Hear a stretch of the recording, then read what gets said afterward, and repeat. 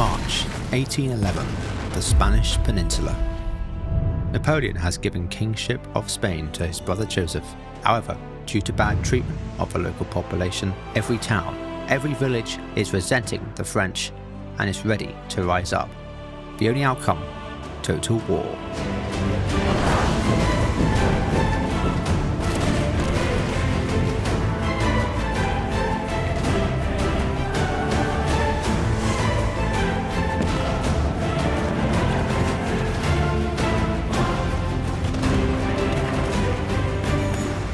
This is no ordinary campaign. Instead of me fighting a dumb AI, the Spanish will be controlled by Dan the Mantis, who has nearly 1 million hours in game. Every single decision will matter, every move, every battle, and there can only be one winner. What? You've got to be kidding me. The AI assassinated Marshall's last turn. Oh, that's not good. That was so dumb. Oh no! It did not work well for you at all, did it? Not looking so good for you now, Tonic, is it? Alright guys, it's about 5 o'clock in the morning right now for me, and Dan has been up all night modding, so we are both sort of on the same wavelength of tiredness. Anyway, welcome to Spain. Hello wonderful viewers, it's me. I'm still sad that I lost the last campaign. I will try and do better this time. My plan is going to be, I'm going to try and take Cordova here with my big army. Sit in there a little bit. Potentially move down to Granada here. And then I'm going to sweep this army up into Cuenca. The main goal is not losing armies though. First things first, unlike the Italian campaign, there aren't as many avenues. It's quite open, especially look at the south of Spain. Open space. North of Spain, we've got a few more alleyways, but you can see a pocket here and a pocket here. And then we've got our sort of home base, which he can't really touch over there. And we're going to have to use those mountain ranges to basically block him in. That's the only tactic I can think of. This is going to be kind of my main hub for a while. So I have to start with this drill school. This shows the amount of units I unlock during this. So this 6 turns is going to be vital to my survival. So what's the situation right now? Well, actually the first battle we're going to do is actually a naval battle. We won't tell Dan that just yet. If he's smart, he's going to pull his navy from up here, drive it down and try and fight my one here, because this is kind of a weaker navy. Because if he's able to take my navy out, which he will do, he gets free access to all of this. This trade port down here, he can send trade ships to, and that's a great way of making money for Spain. We want to cut that immediately. I want to get ships down there immediately and cut that. And hopefully Dan is terrible at naval battles, and we can take those ships. And that's a lot of income. And seeing as we're not using reduced army incomes, it's going to be tough for the start. It's going to be really hard for me to start this off, but it's going to snowball. Next thing we've got to decide is, do we hold Coimbra, or do we pull back to Porto? The reason is the British army down here is going to come up and attack us at some point. We do have a centre in the vicinity with some standard troops. He can't make it all the way to Cumbria in the first turn, but if we could put pressure on Portugal initially, that could help us out. We really want to start targeting Dan as quickly as possible. We can't let him build too much of a foothold. So with those initial thoughts out of the way, I just want to say a big welcome to the Spanish head-to-head campaign from me, Thomas, and from Dan. I'm going to be giving you a top-down strategic overview of the campaign map as the game progresses over the next few weeks.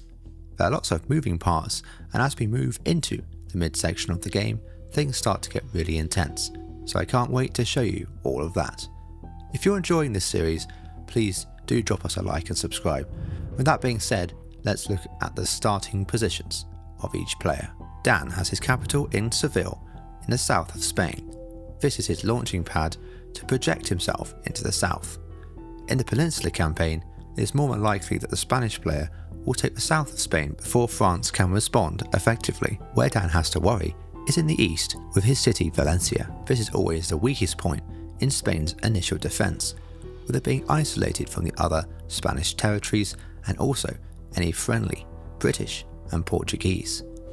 Dan has access to several armies at the start of the game, including his main Spanish army in Seville, which he plans to push forward towards Cordoba. If he takes this, he will have access to 2 major cities in the south of Spain going into turn 2 or 3, which will be a fantastic start for him. Dan has also several guerrilla forces set up around the north of Spain, but because every French town has 2 to 3 professional grade units in it, along with a sizable garrison, it can be difficult for them to do any lasting damage.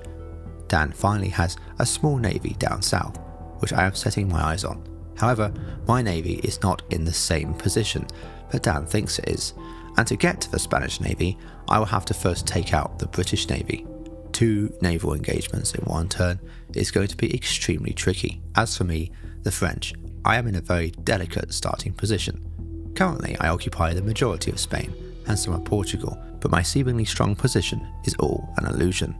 Many of my cities have major anti-French resentment in them, and I do not have enough agents to cope with the mounting unrest everywhere. This forces me to keep huge garrisons in every one of my 25 provinces, mounting to a total of 13,000 being spent on army upkeep every turn. This means I have at least 75 units sitting in garrison across Spain, not including my standing armies.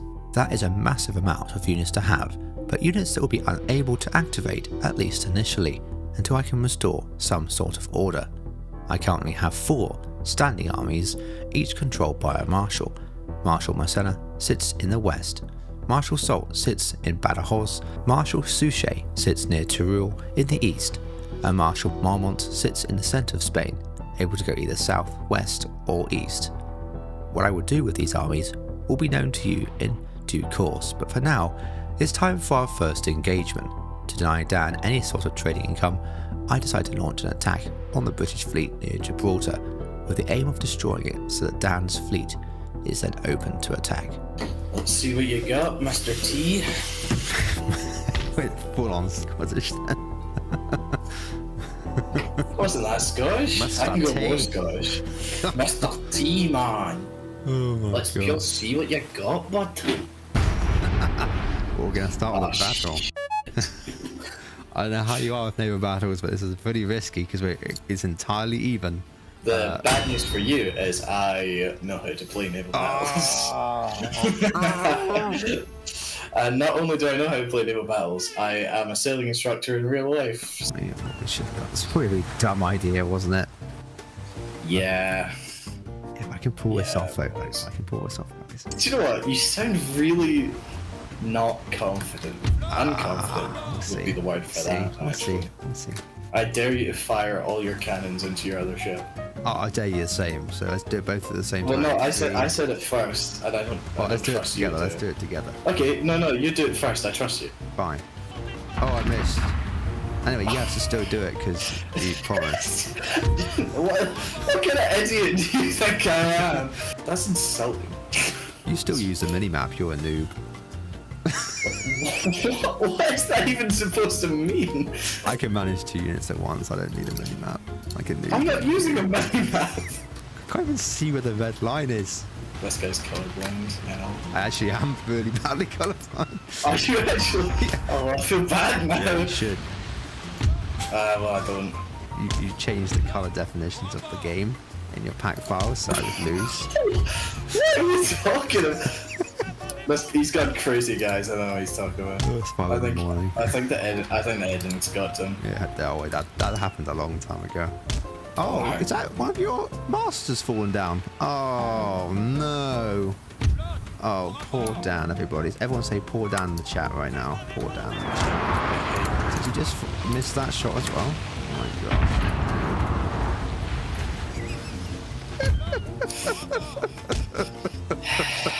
It's a lot of shot for someone who's got less cannons than I do. Yeah, but I've got sails at least. You're repairing like a noob. Oh, guys, I've got the hammer out yet. I'll fix a few things. Oh, where's the nails? We're sinking. What kind of impression is that supposed to be? Other than a shit one. Come on, come on, come on, come on, come on, come on.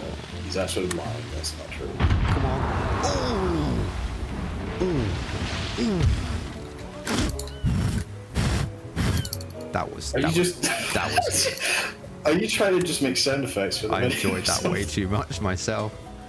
I can tell. Like, you start blowing into the mic. Oh, your ship's looking very, very bad at the moment. Where's your other ship gone? Have you forgotten about it? It's still in the game, isn't it? Oh! Stop making sound effects. That's tasty. Are you gonna move your ship? I can't. I'm trying to move the ship. It's not doing it. See, that's because it hasn't got a mast. Wins one naval battle, thinks he's a hard man. Just you wait till the land battle. Oh yeah, that's what they always say. You're gonna set sail. If you've seen the sail button, if you click that. Seriously, you should be able to move. You've got 2 sails up out of Shut up! Shut up! You were moving earlier, weren't you? And then you stopped again because you forgot what W key was. What do you mean? I didn't use the. What? Do you not drive the ship? W key? Such a funny comedian. That battle just sucked. Lost all those men. Oh, that was fun, guys. Do you have some ships over here? You do, don't you? No, I don't. You do? Oh, I know you do. No, I don't. That's actually not true. I know you do. Oh. I wouldn't be so sure of that. Oh. Hey, buddy. Dan, let me give you some advice, mate. You see that arrow at the top of the screen? It's now pointing towards me, which means you can sail fast. Okay? Shut up and play the battle. Oh, I'm sorry. Shut up and play. I'm gonna kill you. I'm gonna kill you. So, these are your ships now, by the way. Just be careful, a little bit more careful than you were of the AI ships. How have you already killed 20 people? Really? Oh, wow. That was a good shot. What? Wow, I took out more than that. Look at the other ship. Oh my god! This feels rigged. This feels rigged, doesn't it? It's because it is, guys. I didn't even hit anything with those shots. Wow, I just did it again. Well, apparently you did, because you killed loads of people. What is this? I didn't know you had snipers. My guys reload like 20 times faster now. I've got like 4 pips of experience. Oh, but one of your ships also has 6 guns. Wait, what? Oh, wow, okay. That didn't go well. Where did you lose 3 guns? Wow, left side of my ship, that one, has 0 guns. Wow. So Okay, well I know what side I'm gonna be fighting. Oh gosh. Can this like guy put some sails down? There we go, look at that. Did a boat thing. Good job. He did a boat thing. How did I lose to you? He did a boat thing. No, no, no, no, no, no, no, no, no, no, no. Hey, buddy. No. Stay away. I don't think I've ever heard that voice before. Please stop. No. Oh, yes. That's my mic peeking, by the way, guys. How's your ship not dead yet? It's French. Cringe is my favorite new word from you. It's not really a new word. I know you're not used to keeping up with the times. Cringe. That's cringe, he's not dead, guy. I'll just start swearing the whole time and make the footage unusable. Wait, oh my god, your boat's sinking. It says it's concerned hull damage. I mean, it's doing pretty well. Do you know what's funny? It can still sail. It's still receiving orders to sail. What the f? Yeah. I just put the sail that my ship can sail while sinking. I'm like, your one from the last video, which couldn't even move. Yeah, no, your one's retreating downwards. It's still alive. It's moving faster. What's it doing? What the fuck?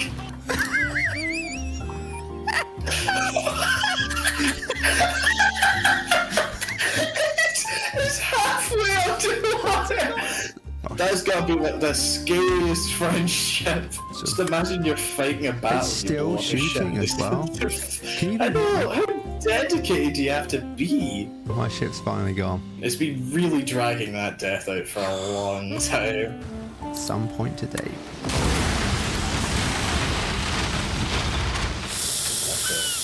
Oh no! No, no, no. That's just what I didn't need. That's really bad. Right, well, it looks like it's time to run away. It looks like you might not be winning this battle. Guys, welcome back to the campaign. Was that the whole first episode done already? Yeah, I'm just kidding. The first episode is just naval battles. Everyone will be fury. With the naval battles over, I was finally able to start the campaign. You'll be glad to know that that was the last of the naval battles, at least for the time being. I was now able to concentrate on moving my armies into position, ready to propel the inevitable Spanish incursions. I decided to move Marshal Soult into an ambush position just inside Spanish territory, expecting a Spanish incursion from the south in Seville. I moved Marshal Massena down towards Cumbria, hoping to reinforce the town before the British could assault it.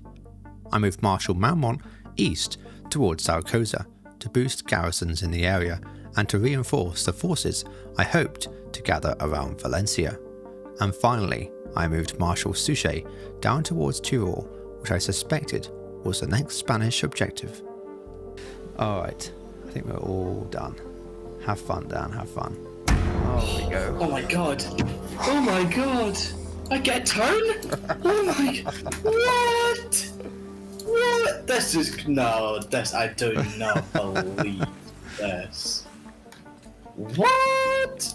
Dan decides to move his army near Valencia towards Teruel, hoping to siege it down before I get there to reinforce. He also orders the attack on Cordoba in turn 1, but doesn't quite make it there.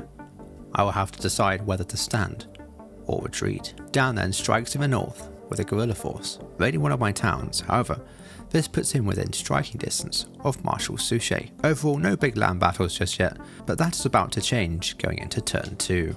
Surprisingly, the British, who both myself and Dan thought were going to strike north into Cumbria, decide instead to attack in the south towards Badajoz. This unexpected turn of events puts my now ambushing army in jeopardy, and Badajoz undefended. Looks like you've got a Spanish army outside there.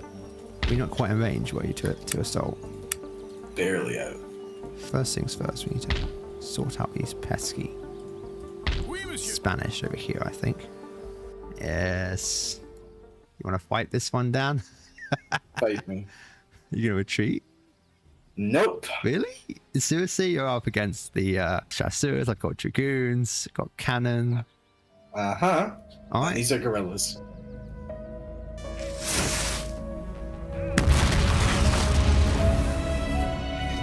Se battre à votre commandement.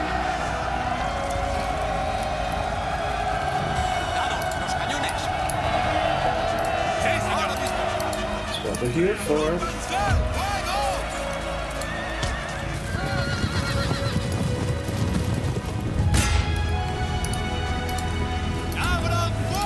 Infantería, This goes with en cuadro.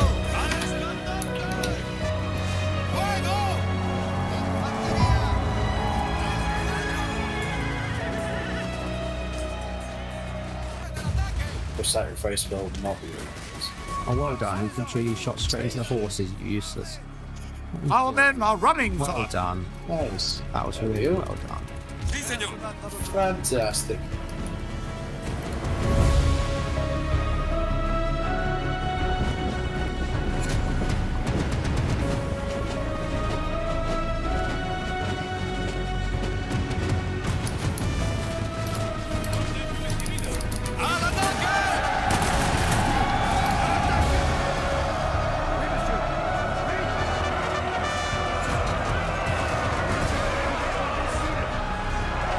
Oh, that's what I meant. GG's. Yeah. Yeah, this is all I really wanted. Whilst this was a technical victory for me in the game's perspective, in reality, I performed poorly. Dan had significantly weakened both of my cavalry units and had taken minimal losses himself. More importantly, I had inadvertently been targeted and tempted away from my objective, Teruel. Dan's army was now in striking distance, whilst I had been diverted away. Whether this was intentional or not on Dan's part doesn't matter really. It was very, very bad news for me. But I did have one trick up my sleeve. Oh. In the Italy campaign, I had pulled off an amazing move, sneaking an army all the way round to cut off Dan from his supply. Could I now pull off another genius play with Marshal Soult moving through the forest and attacking Seville, the city which Dan had just moved his army away from? Was Dan about to be completely cut off yet again? There was only one way to find out. Welcome to the first Battle of Seville, a battle that could change the course of this campaign even this early on. My army consists of 3 infantry and 1 light infantry, along with 1 medium and 1 light cavalry. I also have a 6-pounder gun and of course, Marshal Suchet. Dan on the other hand has a rabble of local townsfolk, 1 unit of infantry and 1 light cavalry. He also has a 12-pounder artillery gun, his most powerful weapon on the field. The 2 armies should have been deployed as follows, at least that's what Dan suspected, but I actually deployed on the south side of the city, wanting to attack along the more open walled side. This is important because Dan actually deployed his cannon in a defensive emplacement, which means he's unable to turn it and engage my artillery or any of my infantry. This is an absolute disaster for Dan. This should now definitely be a walk in the park, as all that stands in the way of me and Dan's capital city is a rabble, a unit of infantry and a light unit of cavalry. This is it. Let's see what happens next.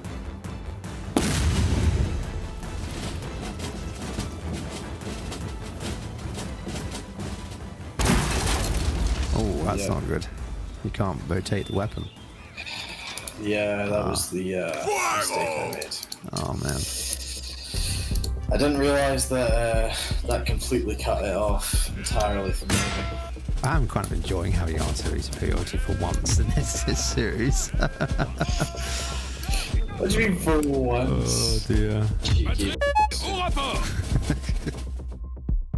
Everything seemed to be going to plan. Dan's main threat, his artillery, was now incapacitated. My artillery was in position to rain fire down on the entrenched Spanish, and my infantry and cavalry would surely mop up any last resistance. All that was left now was to attack. However, I had not reckoned for one small thing: this slow, unassuming wall. Walls in this game allow infantry to crouch behind and fire, which gives them a defensive bonus, but even a wall could surely not boost the stats that greatly of the worst unit literally in the game, armed citizenry.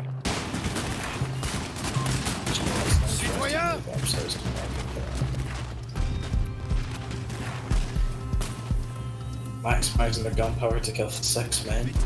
Not doing very well though, to be honest. Oh, I killed 2 more.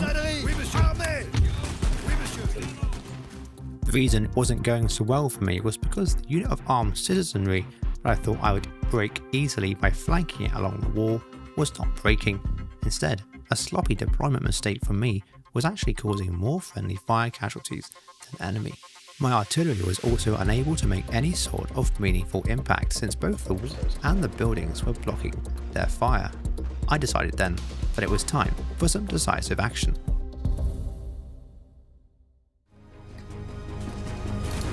I see what you're doing.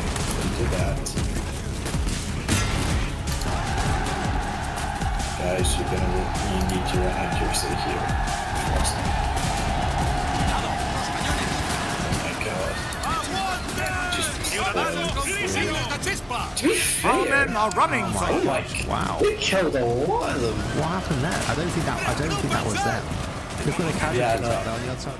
I have watched this charge over and over again from every angle in the editing room, and I am convinced that somehow the cavalry's momentum was so powerful that those models that slammed into the house simply died on impact.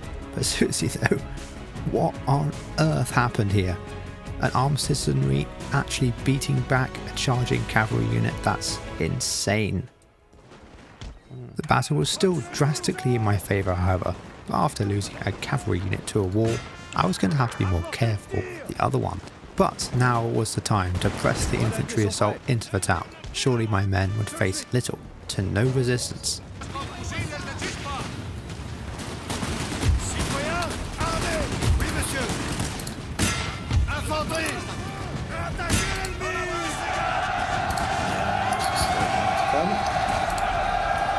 Nothing I can do about it. Fortunately. That's what should have happened earlier on. My heavy cavalry had smashed into Dan's exposed infantry, but just when I thought momentum was finally shifting, Dan's attack that.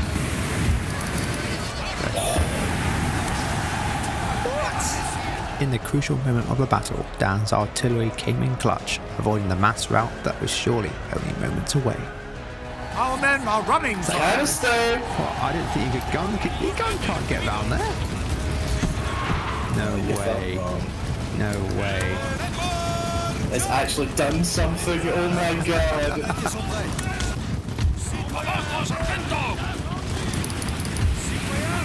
They're not forming square, they're not forming square. I pressed the square button and they refused to do it. Well, we're running away now. After my UI bugged and I couldn't form square, my entire force collapsed, and it was time to get on out of there. But yeah, GG's. Nice Well one, played, Dan. Tonic. Nice one. No, That no. was Well played to you. Tough. That was tough. very good. Well done. Very impressed. Oh my god, I can't believe I won that. I'm muted right now. Tomic, if you pushed me in that turn, I would have lost. I would have lost if you pushed me, and you fell for it. You fell for my tricks. However, this was only the beginning of a long list of woes. First, Dan took Cordoba, then he destroyed my trade fleet, and then my army, which had stupidly decided to push into Portuguese territory, got attacked. Marshal Massena was caught out and was going to have to fight for his life. Oh my gosh, that was so dumb. Oh no! Oh no! This is not going well for you. Yes! Revenge for the Italy campaign! Revenge! My empire, trade and armies were seemingly crumbling before my very eyes. Was this campaign already over before it even really begins? It's late April in the Spanish Peninsula, and the Spanish have started their spring offensive against the French. Only 4 turns have passed since we started the campaign, and already things are heating up. Firstly, in Seville, Spain, played by Dan the Mantis, managed to miraculously survive an assault from a superior French army and throw it back towards Badajoz. In the north, I had defeated a Spanish guerrilla force, but lost a lot of my cavalry in the process, leaving me now too weak to challenge Dan's approach on Teruel. This was a massive mistake from me, allowing my army to be distracted from its main mission. Dan has also destroyed a small trade fleet, which I was using to secure some vital income. However, last turn, I made a major miscalculation. Thinking Portugal to be weak, I marched Marshal Massena with a sizable force down from Coimbra into Portuguese territory. The Portuguese, however, were not weak at all, and I decided to retreat back across the border. However, I was intercepted by a sizable Portuguese force. I didn't even recruit. Oh, we go. Oh god, I've got a vanilla army against yours. I've got the classic Portuguese cavalry. I don't think I want to fight this. Yeah. There's no point. If I win, what's the gain for me? Nothing. The reason I don't want to fight this, even though you could argue that this is a perfectly even fight, is that I can already see that there's no possible way of taking Portugal with such a small force. Even if I won this battle, the AI would just recruit another army, and I would be too weak to push them for any gains I made during this engagement. So I decided to try and save my army by retreating from the field. There's no point in me fighting this, because if I don't think the Portuguese are programmed to come out anyway. I mean, they've got 2 armies right next to them. I don't know why they didn't reinforce with the other army, but they could have very easily done that. Yeah. I'm gonna retreat. Now, if you were Massena in this situation, what would you do? Would you A, retreat back up towards Coimbra, back to your supply base and friendly forces, or B, would you instead retreat towards the coast and become encircled and trapped against the sea? Well, if you chose A, that's what I expected the outcome of his action to be, but instead, Massena and the Total War RNG chose option B, which also landed me in range of Portuguese reinforcements. That went really well, didn't it? Oh my gosh, that was so dumb. Oh no! Oh no! This is not going well for you. Yes! Revenge for the Italy campaign! Revenge! That's ridiculous. Oh no! But that's really unlucky for you. That's That just is so really dumb. unlucky. You'd think they wouldn't do that, but the risk I took in retreating had not paid off, and instead of fighting with a 50-50 chance of winning, I now faced almost insurmountable odds. I had lost the cavalry advantage, the artillery advantage had swung away from me, and Dan now outnumbered me nearly 2-1 in infantry. This had turned from a winnable battle into a desperate last stand. Yeah, to just survive for as long as we can. It's not great that it's Objective. raining as well. It's a bleak outlook for Yeah, you. it's really not gone well. It's Oh well, really that's not. what we had to do in this game. That's what this is for. Well, we're going to fight to the last man. I decided that Massena would fight his last battle on a nearby hill and try and adopt a defensive position. There was a world where I could kill the enemy general and cause a rout of Dan's militia and infantry, but this was highly unlikely.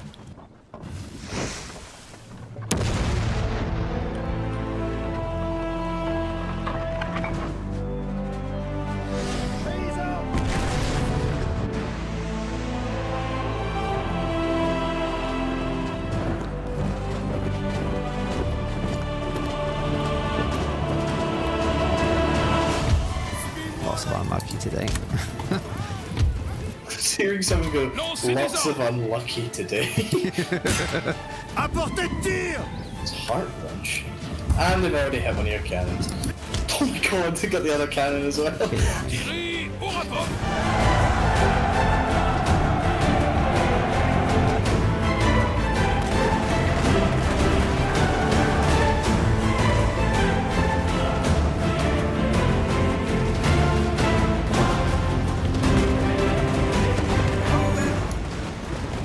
I think I should say this, but it's not looking very good for me. Oh my god, what the f is that mass break? Even though Dan's centre had broken, I dare not risk coming down from the hill to take advantage of it. If I still had my cavalry, this would have been the perfect time.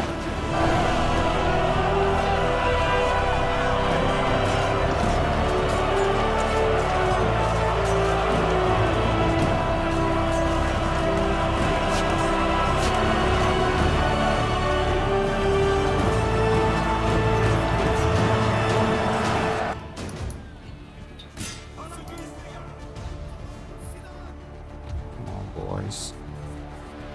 There's a chance to survive if you get that.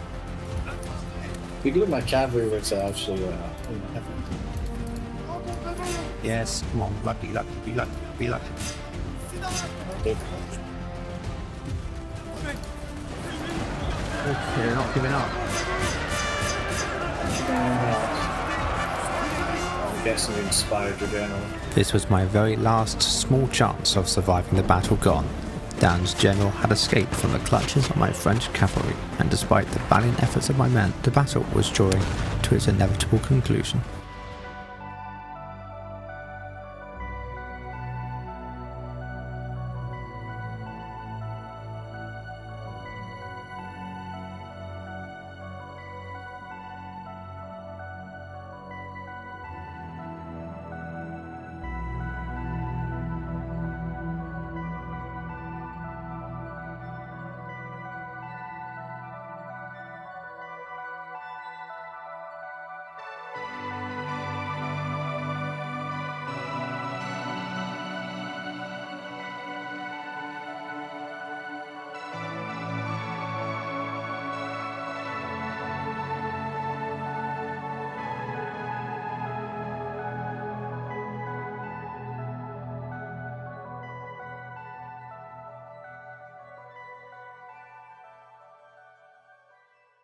What? That is crazy. Portugal has pulled out the bag there. With a huge army. Massive. Really didn't need that. Really didn't need that, guys. This is not going well for you. You can say that again. This is not going well for you. No. Well, thanks, Dan. Votre humble serviteur. Losing my best general on turn 4 was a huge disaster for me, as I was hoping to use Massena to secure my western flank. Now that he was gone, my Portuguese territories are wide open to attack. Dan had also secured Teruel to add to his ever-growing collection of provinces. I had evacuated my garrison last turn, as defending the city was a pointless waste of men. What a terrible disaster. Tenez-vous prêts? I think you're starting to feel like Napoleon. You're the Napoleon now. And it's not going well. Do you know what? I'm seeing a theme here. I gotta take these guys out. Just thought it was Yeah. off. Okay. I am seeing a theme here, though. What's that? Napoleon seems to be losing his campaigns. No one wants to play as the French anymore. What's Do it? you know what? One of the better lasting lines was our first naval battle, where you're giving it the talk, and then I said, just you wait till the land battles, and then you said, I'm gonna regret this later. I can't wait for your economy to go into the negatives. However, not everything goes to plan for Dan. I do manage to defeat one of his guerrilla armies in the north, but this is very inconsequential. Why are they doing that? Okay, I suddenly feel like I'm not going to take West London. Infanterie d'élite! So at the end of day 1, we have been beaten back on a lot of fronts. Massena has died and his army has been lost completely. Suchet has been outmaneuvered and Soult has been repulsed at Seville. We have yet to win any decisive battles, but that is all about to change going into day 2. Guys, day 2, we are in a lot of trouble, and I don't even mean that ironically at all. We are in big trouble. Dan has taken 2 territories in the first 4 turns. We managed to stop him taking a territory up in the north. Okay, so right now, I was building a big army. This is still a really big army. I was recruiting a big army so I can move to Cordova and then hit Ciudad Real. Teruel is my main point of concern. We've got some French units up here that have combined to make this huge stack of an army. But I've just installed 100 units mod into the game, so now I can have I've got a near 30 stack here, and we have some reinforcements coming down. We've got these 4 hussars here. We've got some elite units coming down, but I mean, we're in big trouble. I do have enough time, I think, to march this kind of army. I might wait for these guys to recruit. I'm going to march all of these guys up to Teruel as a reinforcing army, so that if he does attack me, I will have some kind of defense. As you can see, Dan is very much in control of this area, and very much in control of this area. You can see this army here. It's pretty good. In the meantime, I will be keeping these guys in there in case he attacks from Murcia. Tomic is a very sneaky man. I didn't realize how sneaky. He's very, very sneaky, and he will try attacks like this, like probably from Granada. He might try and hit Cordoba, or probably Seville. This is his main threat. We have got another army up here, which I'm building up. I'm hoping to strike down and hit Seville again, or I might lay an ambush and see if I can draw him out. I've just no idea what we're going to do yet. Yeah, so also Dan has better troops than us at the moment because we still haven't managed to recruit a drill school up here. So we can't get any troops that are actually good at the moment. I'm worried he's going to build something up in Murcia, because he's already got a little bit of an army. I'm worried he's going to build something and then try and sneak attack Valencia, because then I am just kind of screwed into rule. That being said, it's not all over yet. I reckon we can put it back. It's just going to be a little difficult. I am expecting a strike down from Valencia here, and so I am recruiting as much as I possibly can. So if he doesn't attack me this turn, and he moves down to Teruel here to try and fight me, great, because I'll be able to reinforce. He will lose. What's the plan going forward? Well, the plan is essentially build as many troops as we can up here.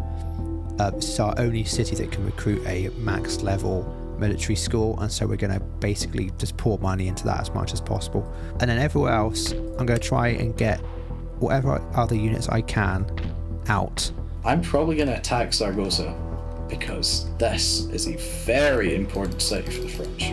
This is the main battlefield, and this is the army I've built for it. We've got 2 generals, I think it's Marmont and Suchet, a decent amount of artillery, a decent amount of infantry, light infantry. We've got some grenadiers, and hopefully that's going to be enough for us to take him out. From there, we can move on to Madrid and threaten him properly. I think if we're able to creep up kind of this area, Tomic will well and truly be put into the ground, Then it's just a matter of taking these two, pushing north, and then I win the campaign. I'm thinking about diverting troops to Valencia. I'm thinking about other things as well to try and draw him out.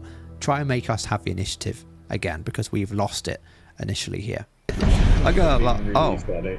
No. What? You've got to be kidding me. What is it? Did you assassinate my general last turn? No. AI assassinated Marshal Salt last turn. Wait, really? Yeah. AI, you're not allowed to assassinate key characters. What? I genuinely haven't. No, I genuinely I know. didn't do that. Marshal, I mean, that's my best general on the front line. This is not going well. So annoying. That's astonishing. Wow. The AI's just killed your general. Like, what is that even? How is it even possible? $2,000 to recruit a new general? Are you serious? That's all my money. Oh my god! I got no general on the front line, Dan. Don't tell Dan. Wait, have I just got a random army? Why is there a random army just out here doing nothing?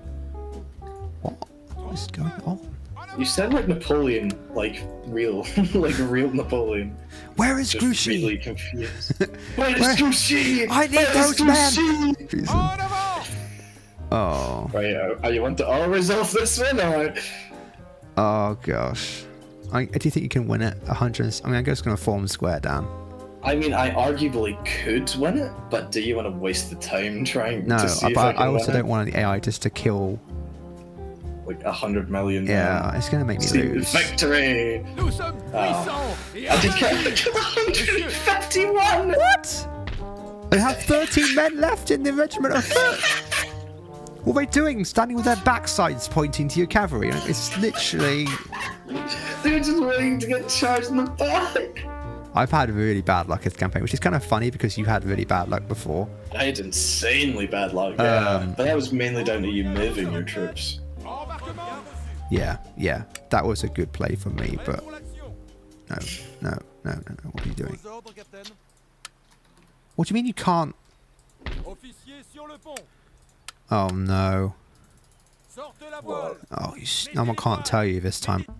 Dan's navy is right now on that trade point just there, and it's very possible that he can see my ships.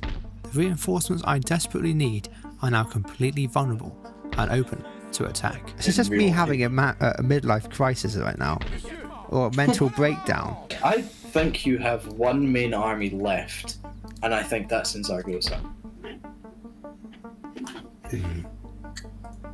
Would I be correct in assuming that? It's close by. I won't say it's necessarily there, but we'll see. Ooh. Is it the one that I can see? Oh, how many can you see? Well, I can see your combined army. Yeah, that's it. Yeah, that's what I've got, units. boys. That's all we got. Is that your whole army? 'Cause I feel like you're lying to me now. Oh. It's not like you've done that before. No, I won't lie, Dan. No, I don't do that. Dan proceeds to move his forces up towards Teruel and continues to build up in both the sectors. Oh, don't attack my ports.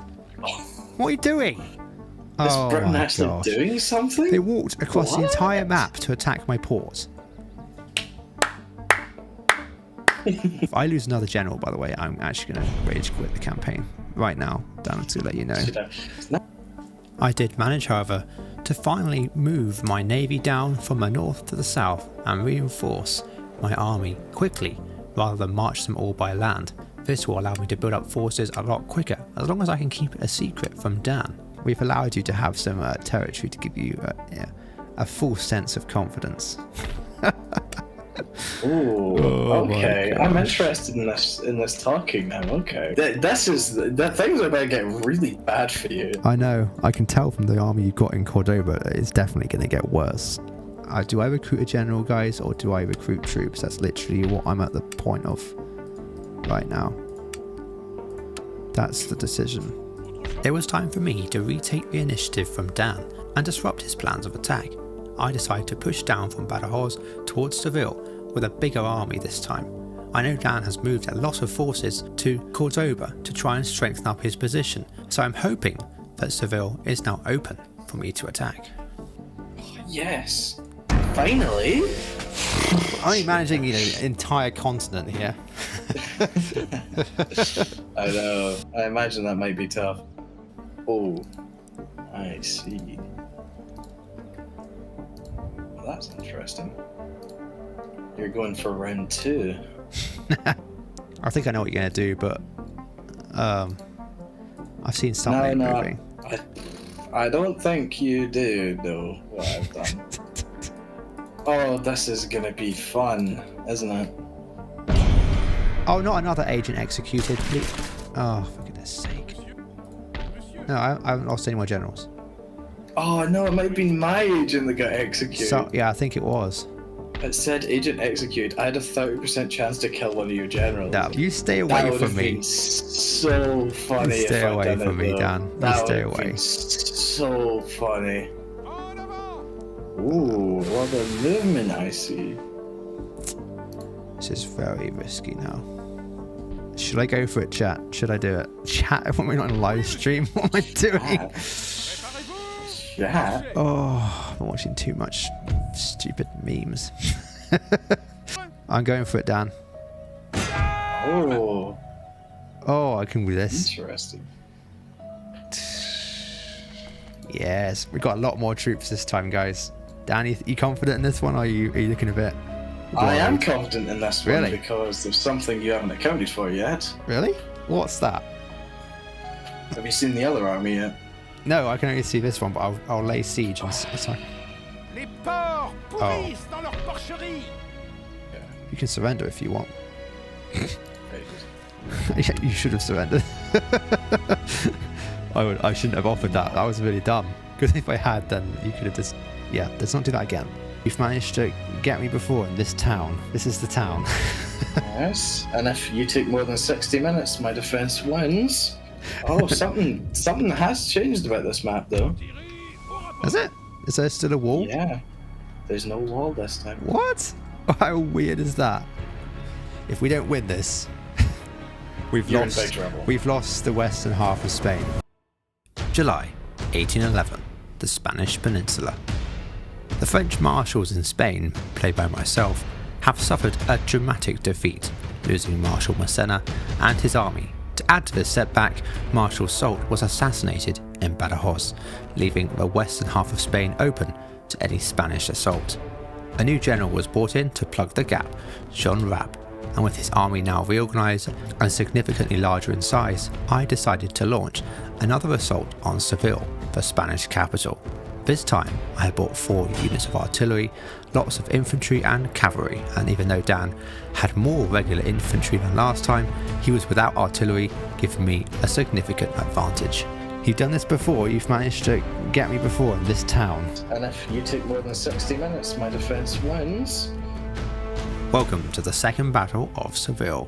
This is not a repeat of the last time, however. Instead of walls, Dan has put up defensive earthworks. Even with artillery, it'll be hard to do damage to those behind the walls.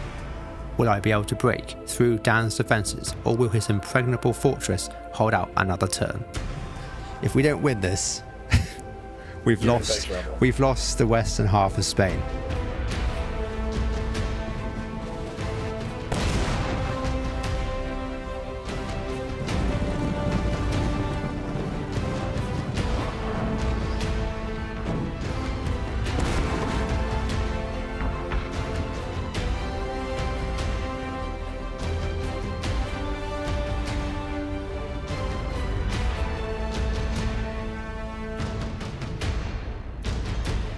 Hi everybody, I just want to say a massive thank you to everyone who's been showing this series lots of support.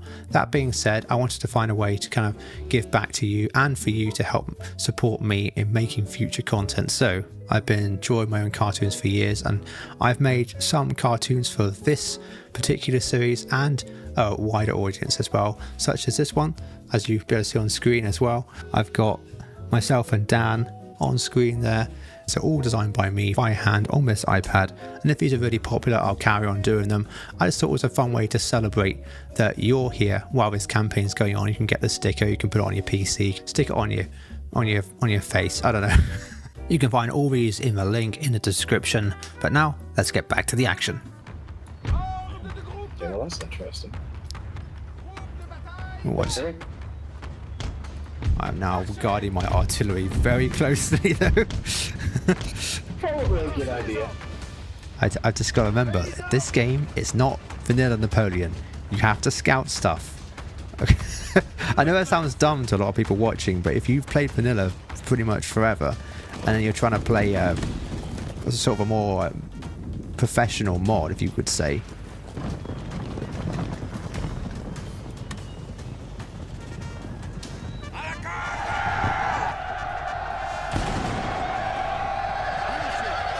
Yes! Right, no, don't shoot me in the back, infantry. What are you doing? Useless, useless. Our men are running, see. sir. Oh my gosh.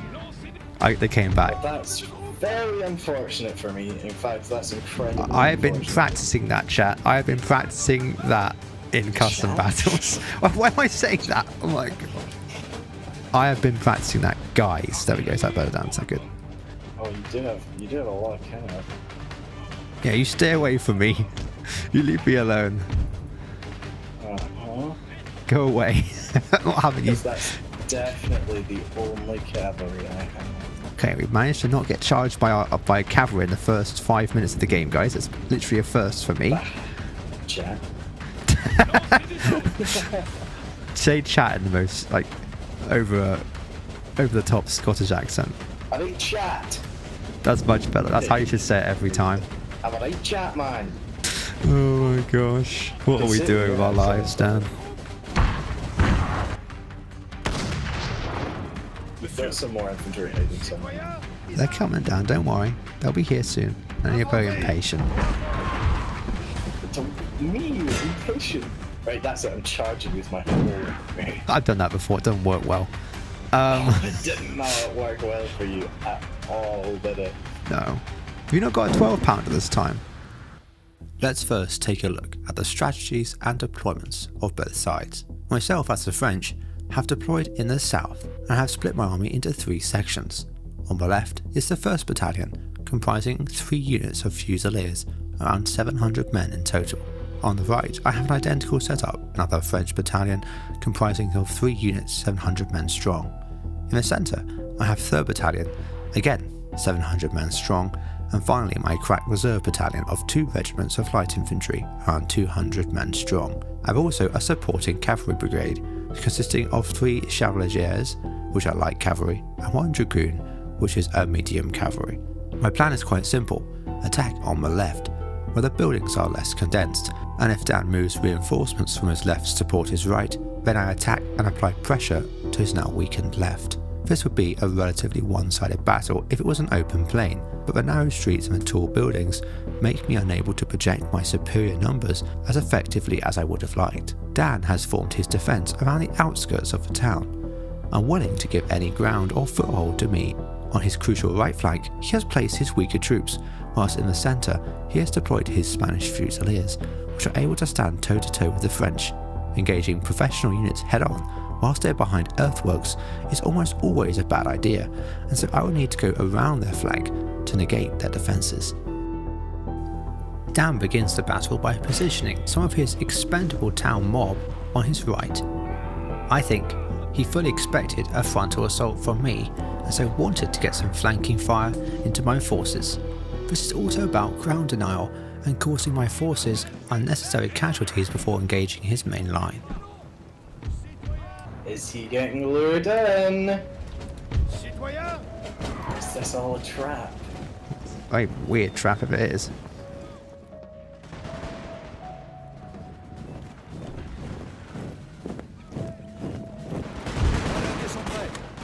You say this is the meat. Yeah. For you, I meant. I For don't think you. it will be. Oh yeah, for me definitely.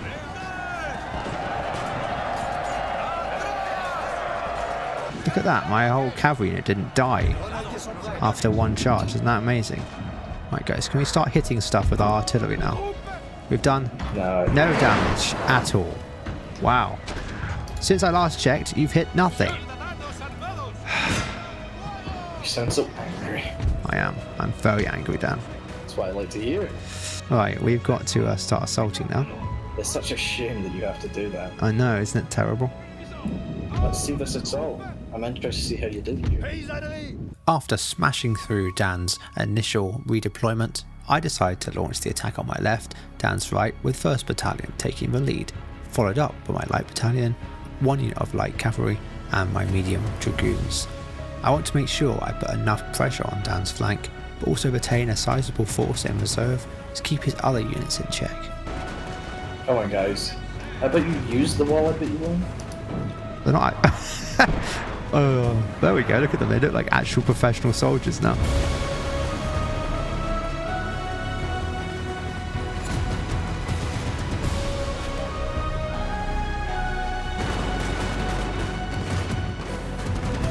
Not wanting to get into a prolonged engagement with my men taking unnecessary casualties, I decided to use my cavalry superiority to strike Dan's very vulnerable armed militia in the open.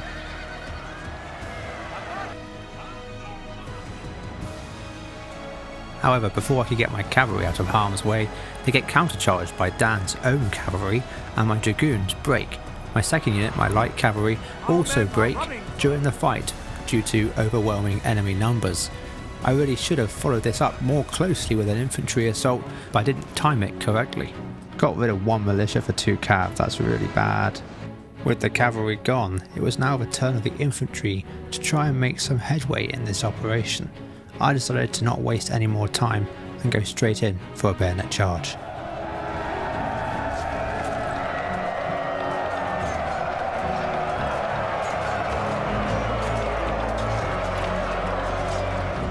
Not wanting a repeat of my cavalry breaking, I decided to inspire my infantry, helping them push through the initial Spanish defence and secure a foothold I desperately need to win the battle.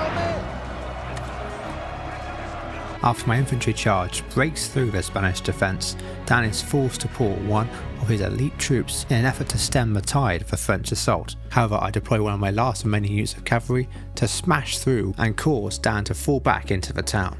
No, I don't think. I'm not sure I should That's either. a rough one. At least I did. At least the wall didn't kill me this time. Oh dear, Yeah, it's you so. gotta correct yourself in times of war, you know. Indeed. No way! What? How? I wasn't even What- targeting what are you- him. I know, it would have been an overshot. Just when Dan needed a steady infantry line, what we both thought was be an artillery shell randomly hit the enemy general, killing him on the spot. In fact, what had happened was a random musket ball from the fight in front of the general's bodyguard had actually hit the general unknowingly, and we both thought it was my artillery. This is such a massive blow to Dan's defence, and it's so unlucky it's almost mind-boggling. This was a dramatic change in the battle, as so far I had not managed to break any of Dan's professional infantry, but because of the death of the general, Dan now had no ability to rally troops, and his men would start to lose morale over the course of the battle. I took advantage of this situation and charged into Dan's last remaining infantry mob on this flank. It's all looking a bit bad, Dan. To be honest with you, mate. Dan started mass retreating back into the town, whilst I pushed up to Dan's formerly occupied earthworks and laid a massive volley into Dan's rear. After pushing up to Dan's earthworks, I decided it was time to launch my right flank into the engagement, and so pushed up towards Dan's weakened left flank. Oh, I got so unlucky with that general break. Yeah, that was unlucky. The general break, the general dying. Yeah, that was unlucky, I'll give you that.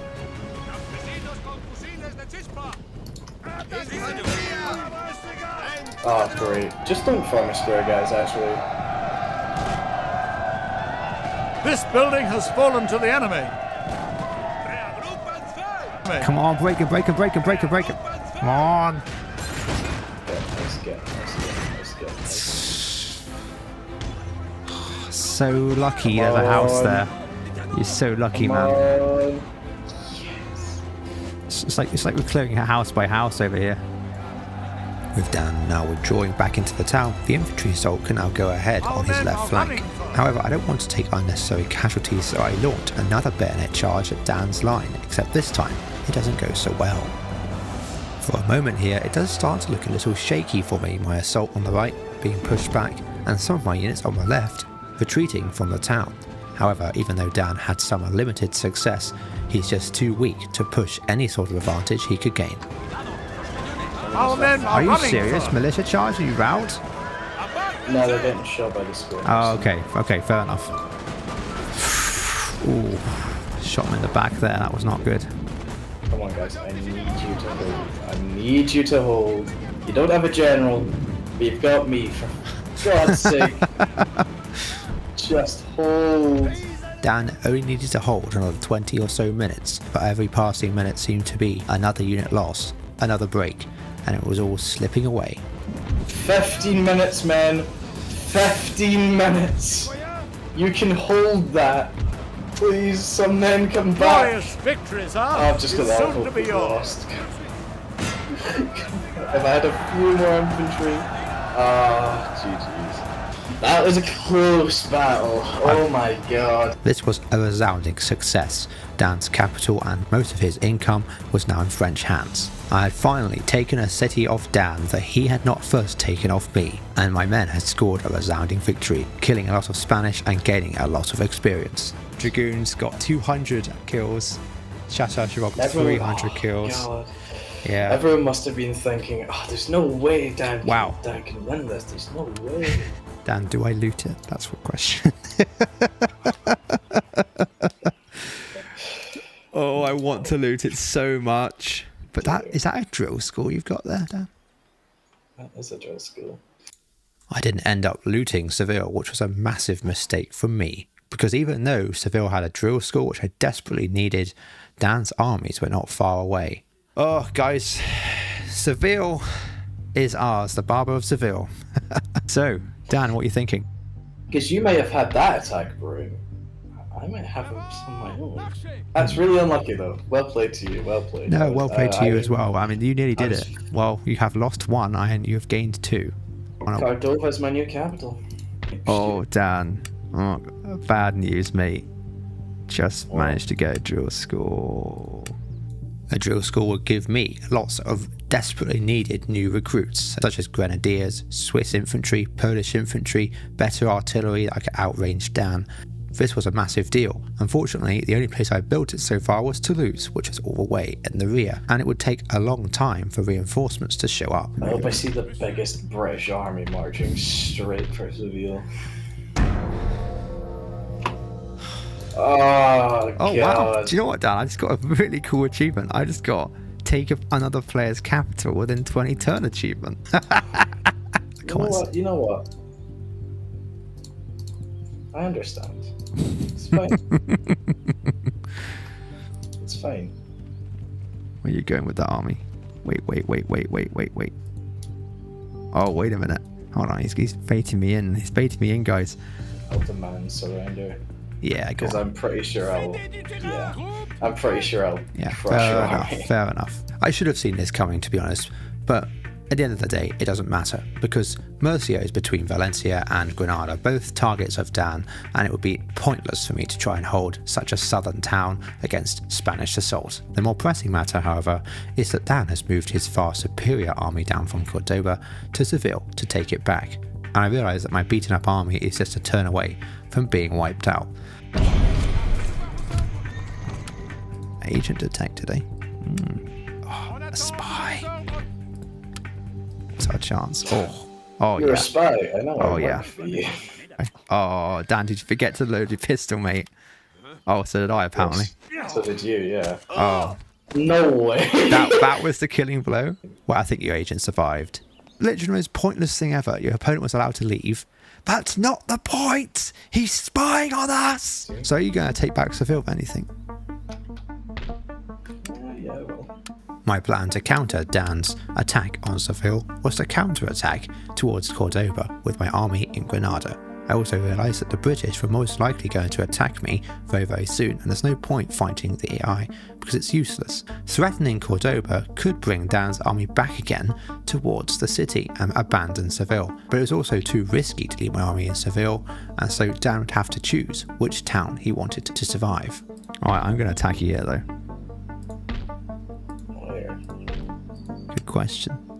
Dan had launched an attack from Teruel towards Cunea, and Surprisingly, this looked like a pretty weak army. There was not very many infantry, lots of militia, only one artillery piece. So I decided it was time to attack and destroy this army before launching the main assault on Teruel. Now, looking at this army, you may think, what an easy victory, and that's exactly what I thought, but I severely underestimated one crucial thing. Sí, señor. The Spanish 9-pounder. This single unit is going to become the bane of my existence in this campaign. And I'm about to face it for the first time on the battlefield. And to be honest, I didn't really appreciate just how much power this thing could put out. This gun, this one gun, single-handedly turns the fate of this battle from an easy victory to a dramatic defeat. For me, the French. I was actually trained in how to use artillery by my dad, which sounds like such a funny sentence to say. Mind sharing that information with me, would you? No. But I was taught since I was 6 years old. I was trained to be a Napoleon. I can't wait for the comments. Why? All he did was sit in a hole and fire a cannon at people. I know, that's kind of the strategy, guys. Got a 9-pounder, he outranges me. It's perfectly reasonable. I'd do the same thing. See, you can't just blame me, guys. If I was a noob. Okay.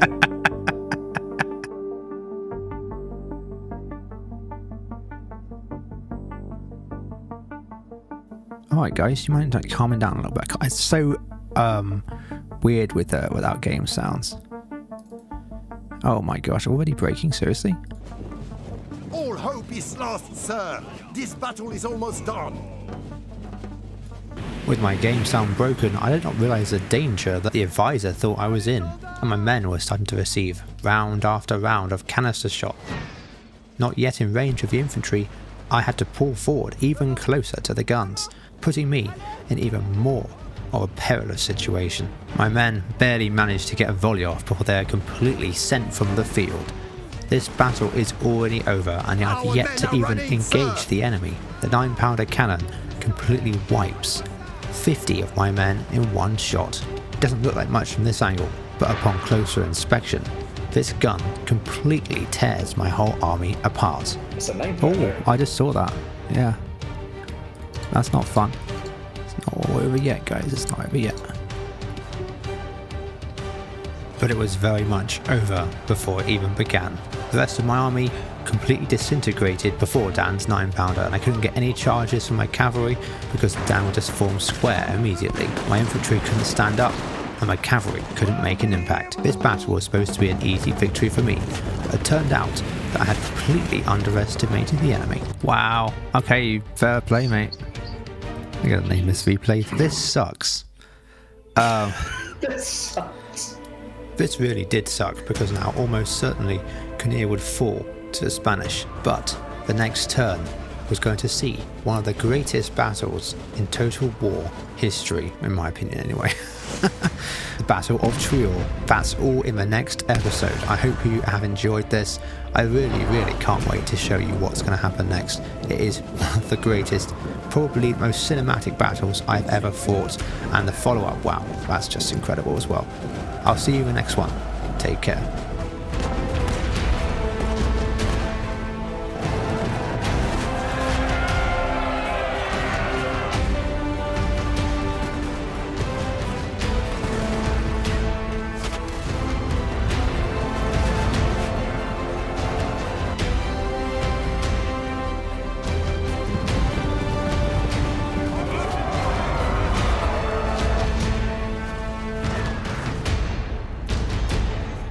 September 1811. After months of maneuvers, French and Spanish armies are facing off across the battlefield at Teruel. Marshal Marmont's army of 6,000 strong has been instructed to assault Spanish positions and crush the rebellion once and for all. For Spain, defeat will mean complete collapse. Every force that can be mustered is here, defending Teruel. There is no one else. Two sides, with everything to lose and even more to gain, are about to clash in what could be the deciding battle of the campaign.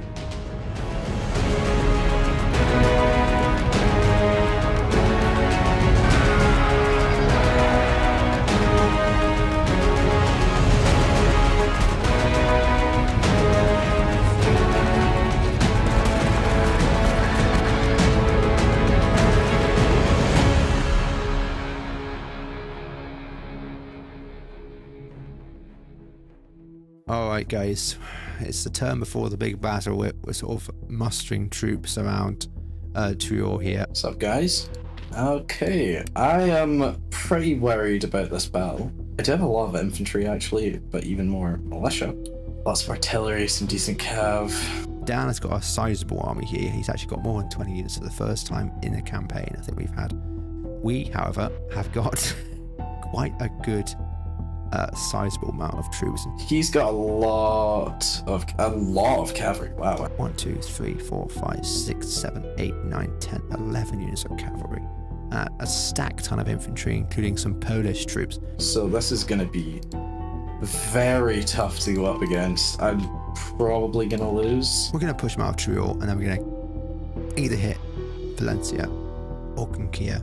If I lose here, I'm probably going to lose most of this over here, which is why I've got this army set up. And the idea in the south really is that we're not doing well at all. And that was to be expected. To be honest, we can't hold everything.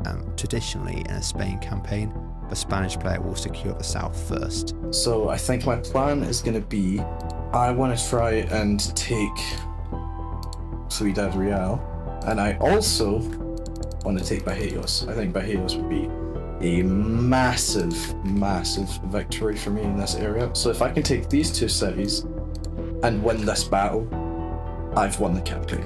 We've got to keep them contained here, and the way we're going to do that is with these two armies. We've got one here forming up, and we've got another one over here, but this is the pivotal battle here.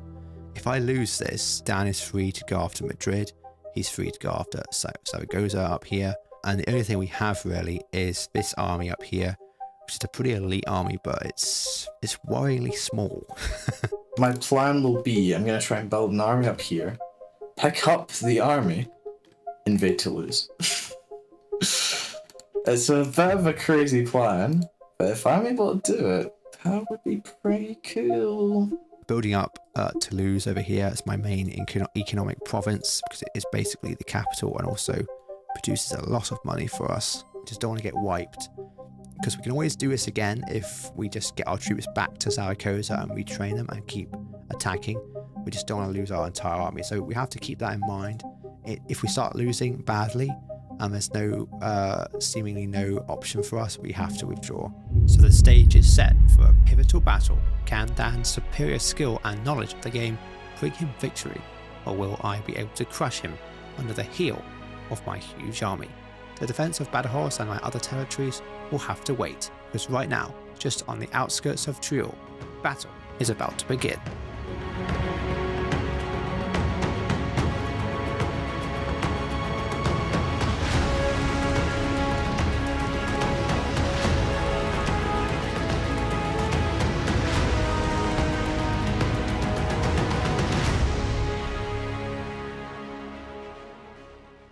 Alright guys, I'll tell you my plan right now. We're going to push on the left and secure this hilltop up here and put our 8-pounder gun up here. That'll hopefully stop him just using his cavalry really effectively. There is also this hill over here, but it's a bit too far away. I'm going to hold the centre, hopefully win the artillery duel. Got a couple of 9-pounders though, so very dangerous. If I don't win this artillery duel, then I'm going to have to advance on him or retreat. Alright, I was doing my secret viewer talk. Oh, I didn't bother. I was just saying, I'm going to win. Both French and Spanish forces have aligned opposite each other, but are in very different positions. Dan's major strength is on his left, with most of his infantry forming a huge line down the centre with a 9-pounder. He also has this hilltop here, which will help him to defend his front. However, I decided to do something completely different. I set up all my artillery on my right side, except for the one 8-pounder, which I'm going to bring up on the left. Infantry-wise, I have my main corps on the left, including my grenadiers, some Polish infantry, voltigeurs, light infantry, all to support my initial push on the enemy position. Set up the 8-pounder in a good position, hopefully we can get some shots on his artillery and take it out. Next, I have my centre corps. This is going to be my reinforcing corps. I'm going to deploy this left or right or up the centre, depending on what Dan decides to do. And then finally, I have my reserve corps and artillery guard. I'm hoping I won't even need this reserve corps, and this reserve corps actually is going to be used to retreat rather than attack. In fact, this is my rear guard, if you would say. It's my security in case something happens and I need to pull out.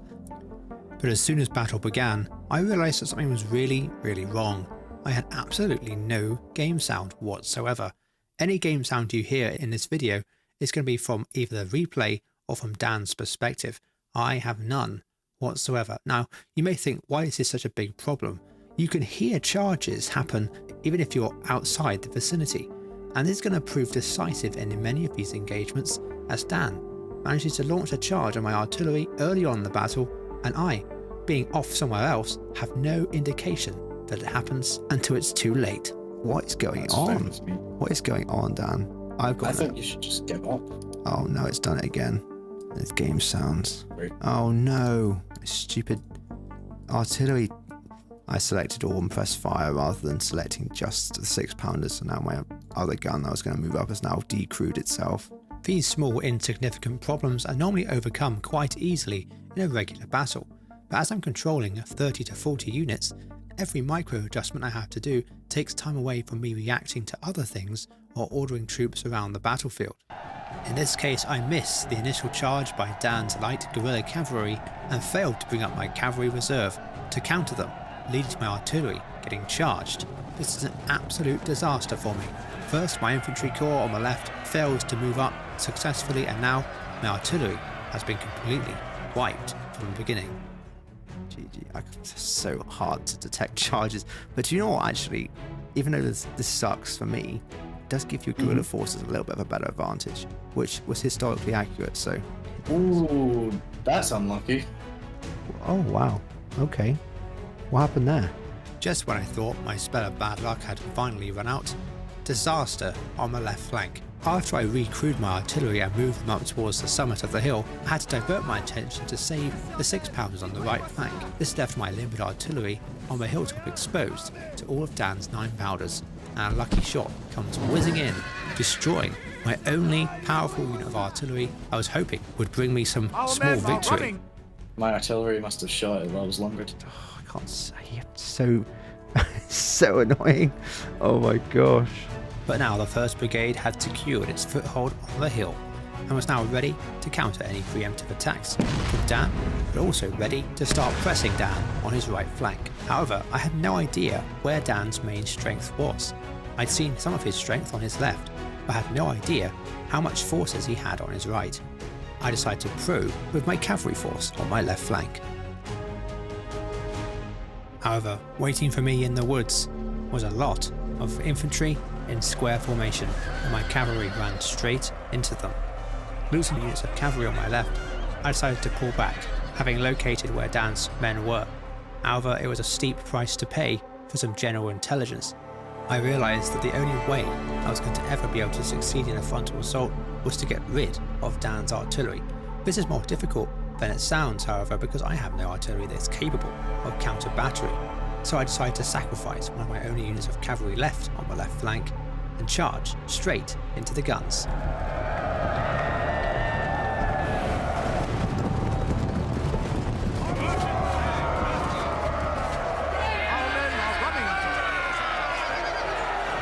I decided to activate my central brigade to support my coming attack on Dan's centre and right flank. Alongside that, I moved forward my 1st Brigade off the hill and down into the valley. The 1st Division was now forming up, ready to assault Dan's positions.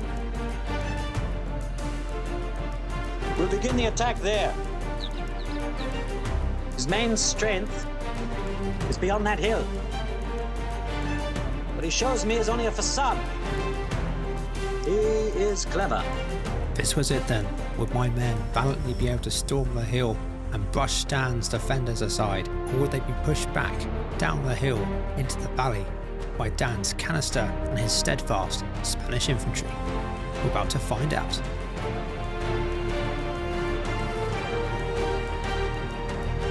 Confidence, Thomas, you can do this.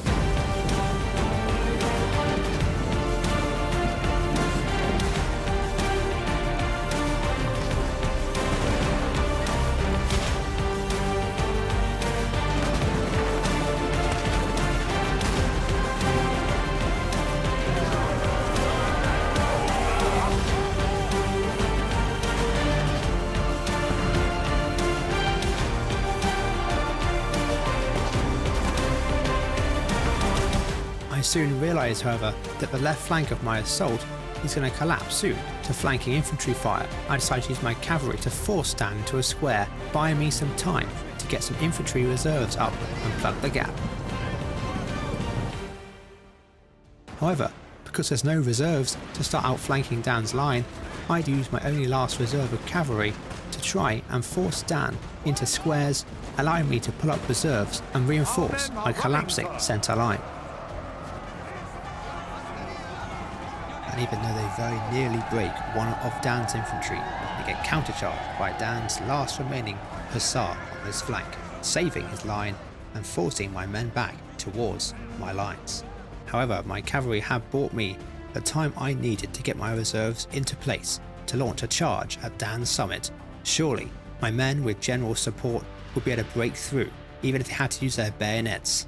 But just when I thought I'd managed to save the situation, Marshal Marmont breaks. Oh, your tennis broke. What? Why? He's not in combat. Overshot. Oh no. He's too close to the front line. My units start to mass break, to the terror ability of the heavy cavalry, and just to the overwhelming amount of Spanish fire being poured down the hill. Well, that was a brand new unit, it just didn't. Must have got hit by canister. Yeah. I tried desperately to rectify the situation by launching a huge cavalry charge on Dan's left and my right, but my cavalry just aren't heavy enough to break through any infantry and sustain any assault, with only managing to break one unit, whereas I lost almost my entire brigade. Is that a technical square? I think it was. Yeah, I just got it last second. Very frustrating because that was a good. It was better. It wasn't good. I'd say it's better. I'm just not trading well. That's the problem.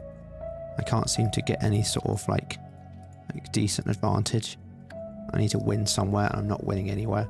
This game can sometimes feel a little bit like chess. You've got to trade pieces to be able to win. And every time I tried to trade, my units ended up losing or getting outperformed or outflanked or outmaneuvered. It seemed to be all falling apart. As my middle corps is launched into the fray and breaks almost immediately, I decide it was time to call the battle and retreat. They don't seem to be able to hold out. Oh, look at that, yeah. I think we're done.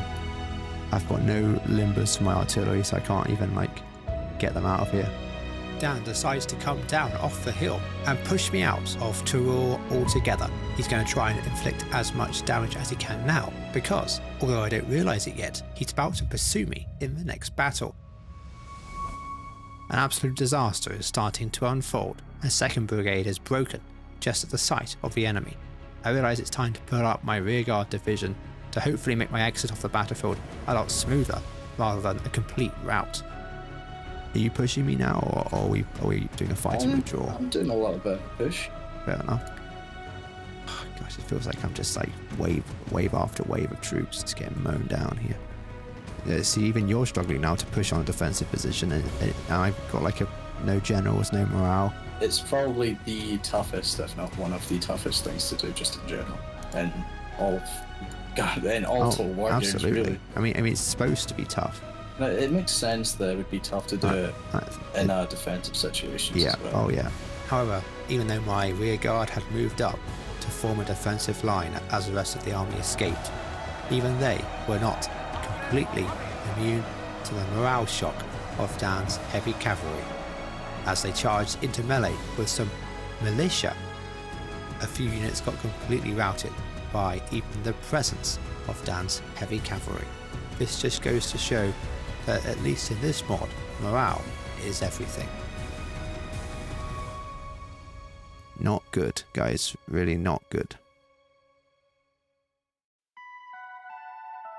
2,467 kills. What was your highest kill? My Spanish 9-pounder had 400 kills. 400 kills? Gained almost max chefs. Oh, and the heavy cap survived! on 6 men? Are you serious? 6! No, you're not going to pursue me, are you? I mean, I would. Me? Me? Oh no. I would never. I can't retreat, guys. I'm in big trouble.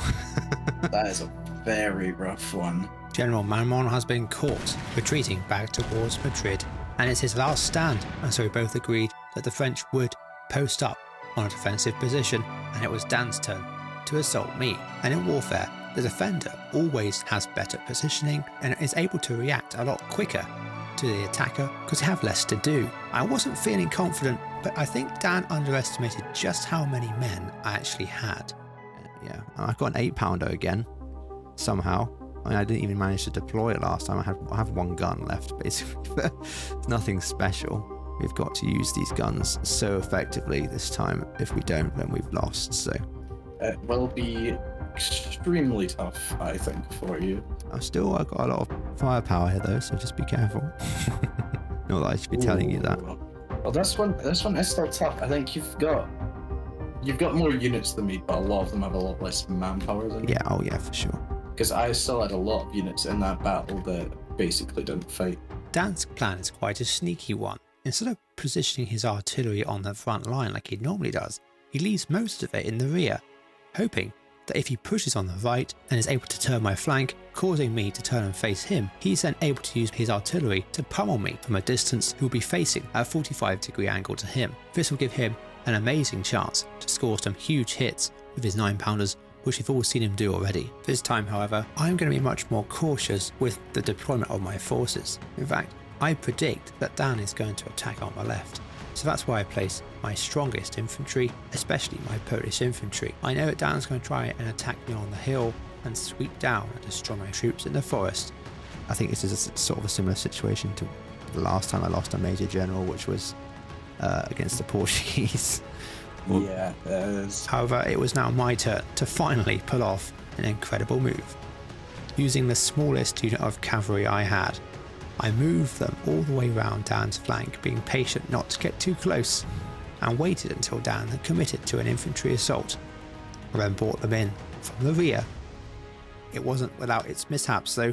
Oh, my keyboard just ran out of battery. As if the Total War algorithm wanted me to lose every battle, my Bluetooth keyboard ran out of battery as I was making these maneuvers. I had to quickly change keyboards. Dan didn't hear the charge notification until it was too late.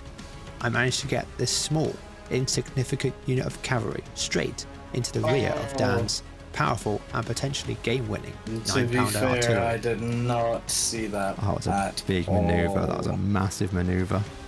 Was this about to be a repeat of the same battle but from the other perspective? Dan losing his most valuable units right at the start of the game. Could he pull an incredible victory off out of thin air? Oh, you horrible, you horrible evil man. We broke him! Run, boys, run! Oh, good job, guys. My gosh, that was Not massive. That was massive. Evil man. No, stop firing, you idiots! Now you're understanding more what my pain's like every time I fight you. Oh dear. I'm pretty proud of myself for that maneuver. I really did not see that at all. This may be more difficult than you thought, eh, Dan? No. What makes you say that? Nothing's happened yet. Well, I did destroy 2 9-pounders, that's not too bad. Yeah, you did, but better than last time. This is going to be a tough one, isn't it?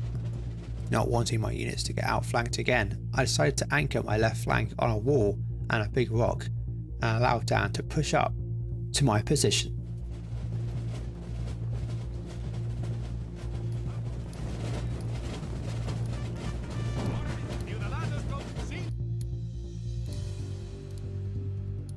We're holding. That's what's important. Dan, however, was attempting to outflank me yet again by pushing around my walled position. I used one of my small units of cavalry to force him into square again, whilst I rushed reinforcements to the breach.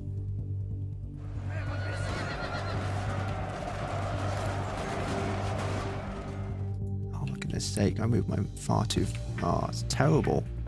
Oh, such a mess there. Even though I had performed relatively well on the left, stopping Dan's assault, I had forgotten the position I placed my cavalry in. On the right flank, they had strayed too close to Dan's infantry, losing unnecessary men and denying me the cavalry advantage on the right that could have been the tipping point in this battle. I made a massive mistake there. yeah, well, there's not really much I can do against that. Well, it would have been way I've worse. only got militia. Even though my cavalry do manage to rout Dan's militia and get to his 9-pounders, they are completely destroyed, making them practically useless for the rest of the battle. On second thoughts, I got completely distracted with Dan's militia. His artillery was basically useless, and there was no need for me to attack these militia units. I should have brought my cavalry all the way around to the other side of the battlefield and used them at least as a distraction to help my men stave off Dan's assault. Obviously feeling left out of cool cavalry maneuvers, Dan played one himself, nearly getting to my general. If he had managed to kill my general at this point, my line would surely have collapsed. Remember, I have no game sound right now, so I do not hear charges, so by a pure stroke of luck, my camera was on that position. I managed to intercept. This could have been the end of the battle right here. Oh, this is tough, isn't it? Still can't hear a thing. Yeah. I've been playing a silent game for like 4 years. I forgot the part where Napoleon went deaf. Realising his line is about to be outflanked, Dan pulls the last ace out of his sleeve and launches a melee charge on the wall. With general support, he manages to break one of my infantry units and force me back. It's all starting to turn again. I managed to recover and put up a second defensive line, forcing Dan to fall back. Come on guys, pick it up, charge for goodness sake. My gosh.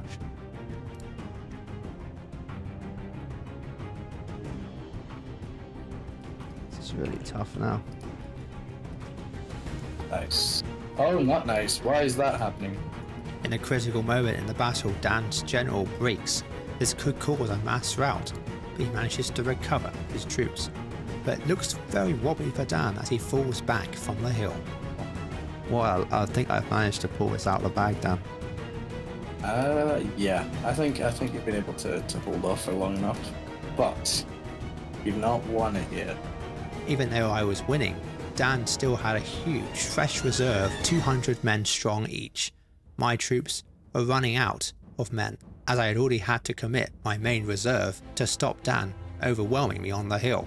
Even though I had more units, my men were depleted, tired, and now I'm running out of ammunition. Dan formed his men up, his fresh units, ready for the attack.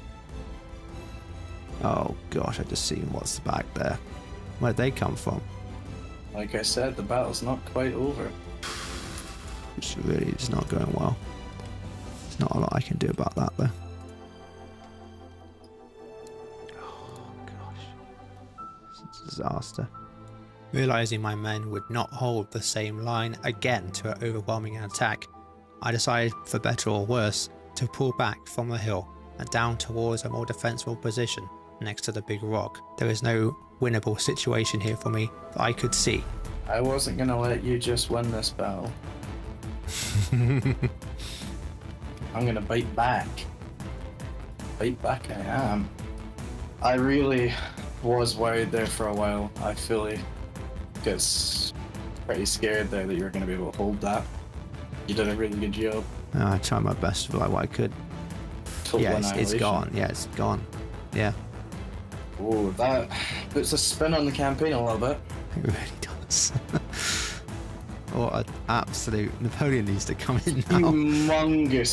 Humongous victory for Spain. It was only a matter of time before Dan surrounded and killed the rest of my men. This campaign was looking more bleak by the second. My massive army had been completely destroyed and the road to Madrid was open for Dan. Oh, do you know what? Those two battles were really, really good battles. Big battle, very bad. Right, guys, while he's gone, I've got to admit, I fully thought I was going to lose that first battle. I was so sure I was going to lose that first battle. It was horrifying. And then that second battle, I thought I'd lost it. Then I wheeled the artillery forwards, got some canister in. But oh my god, that was a tough one. That was a really tough one. Well played to Tommy. Let's see if I actually lose everything here. Oh, you don't. What That's do you have really left? surprising. You got You enough. still have most of them left. I'm not fine. Oh no. Oh my Oh god. no. That's all true. I just thought my general was dead. Oh, I thought he was still alive. That's How about mad. we make an agreement? Yeah. I'll retreat from this battle, and maybe we delete a couple of units from each army. Yeah, you tell me what ones you want me to delete. I want you to get rid of your artillery, because they're Okay. basically gone. Right? And let's say 5 units of infantry. You can choose which ones. Okay, I'll take out the grenadiers then, to make the last stand, and I'm trying to be fair. I can take out 1 Polish unit and let's say 3 Fusiliers. Yeah, that sounds fair. You've ruined my cavalry. I had 10 units of cavalry, only got 4 left, so it was a major battle though as well. That was Wow. you could tell it was a big one because the swords have come up in Yeah. Battle of Teruel, September 1811. I wonder why my game sounds are not. Oh, you know what? I've been the dumbest idiot ever. You know the little tick boxes underneath the sounds? Wait, were they not on? No. Oh my god! Oh my god! What an absolute disaster, guys. Oh, I can get some 12-pounders now. That's nice for you, isn't it? Oh no! I can get grenadiers! Where, in Valencia? Yeah. I can also get the Saragossa battalion. Anything else you'd like to have, Dan? I'm sure Santa will bring it around for you. Dan, I got bad news for me. I'm about to say I've lost every single marshal I started with. Spain, early October 1811. We are midway through the campaign and Spanish forces are well on their way to succeeding in their rebellion against the occupying French forces. France has not only lost 4 territories, but also a major battle last turn, with French First Corps under Marshal Marmont being routed after conducting a doomed assault against entrenched Spanish positions. The remains of First Corps are limping back to Madrid to make what they think will be the last stand against the oncoming Spanish armies, because after First Corps' defeat, the road to Madrid for the Spanish is wide open. The now highly experienced Spanish First Army is advancing west to link up with reinforcements from the south. Only one thing stands in the way of a Spanish assault on Madrid, the stronghold town of Ciudad Real. Currently held by a small French corps, it now finds itself under serious threat of encirclement. If Ciudad falls, there is nothing between the Spanish and the city of Madrid.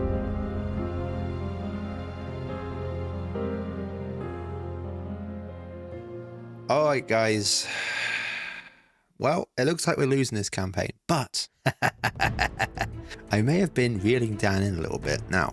We're doing our little talk. I'm not really sure what I want to do. What army do I have? Oh, I could just do that.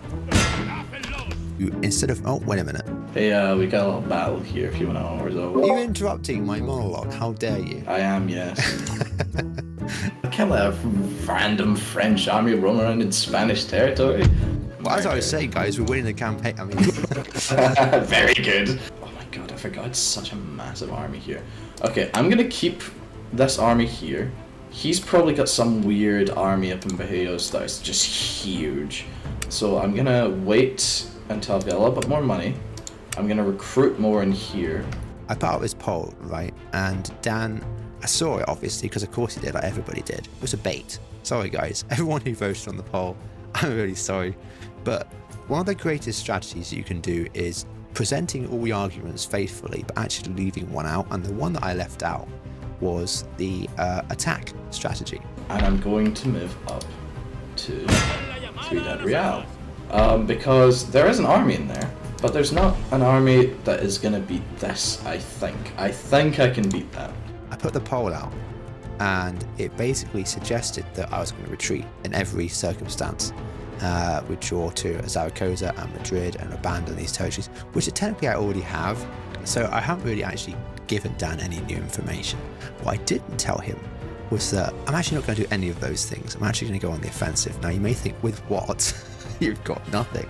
Right now we've got this big army, so I've split them. This army is going to Teruel because he's been attacking it a lot. I know he's kind of got an army over here, so he's kind of strong in this position. So I'm building up Valencia with an army. I'm just getting a lot of artillery, some good units. But there is something in this game which I do control, which Dan doesn't, and that is naval power. I'm a little bit worried he's going to pull a navy out and try and naval invade Valencia. I can move troops down by sea, all the way down here, and attack Valencia. I don't really care if he takes Murcia, because I will have a little army in there. He probably will take it though. but these are kind of the only places he can naval invade that would be bad for me. And so I'm going to take these troops, sail down here. I've practiced doing this. Land them here, and I'm going to attack Valencia and take Valencia. This is the linchpin of the campaign. It's going to come down to that. If I can take Valencia from his back line, all this, wherever his army is, if it's moving up here, if it's moving this way, whatever happens, he's going to have to pull back something to Valencia to fight me. But I feel like if I'm able to take this and this, I've kind of locked off a section of the map. We're going to see if that works. If it doesn't work, then I don't know how I'm going to win this. But if it does, then this could be a big deal. In reality, the situation was far worse than I could comprehend. Dan was only a few turns away from attacking Madrid, and my main army in Badajoz was too far away to intercept, and the only army I had in the vicinity, which was French First Corps, was now battered and bruised, and not capable of forming a strong defence. However, all I needed was a few turns to rebuild my forces, as I had far more capacity for recruitment than Dan.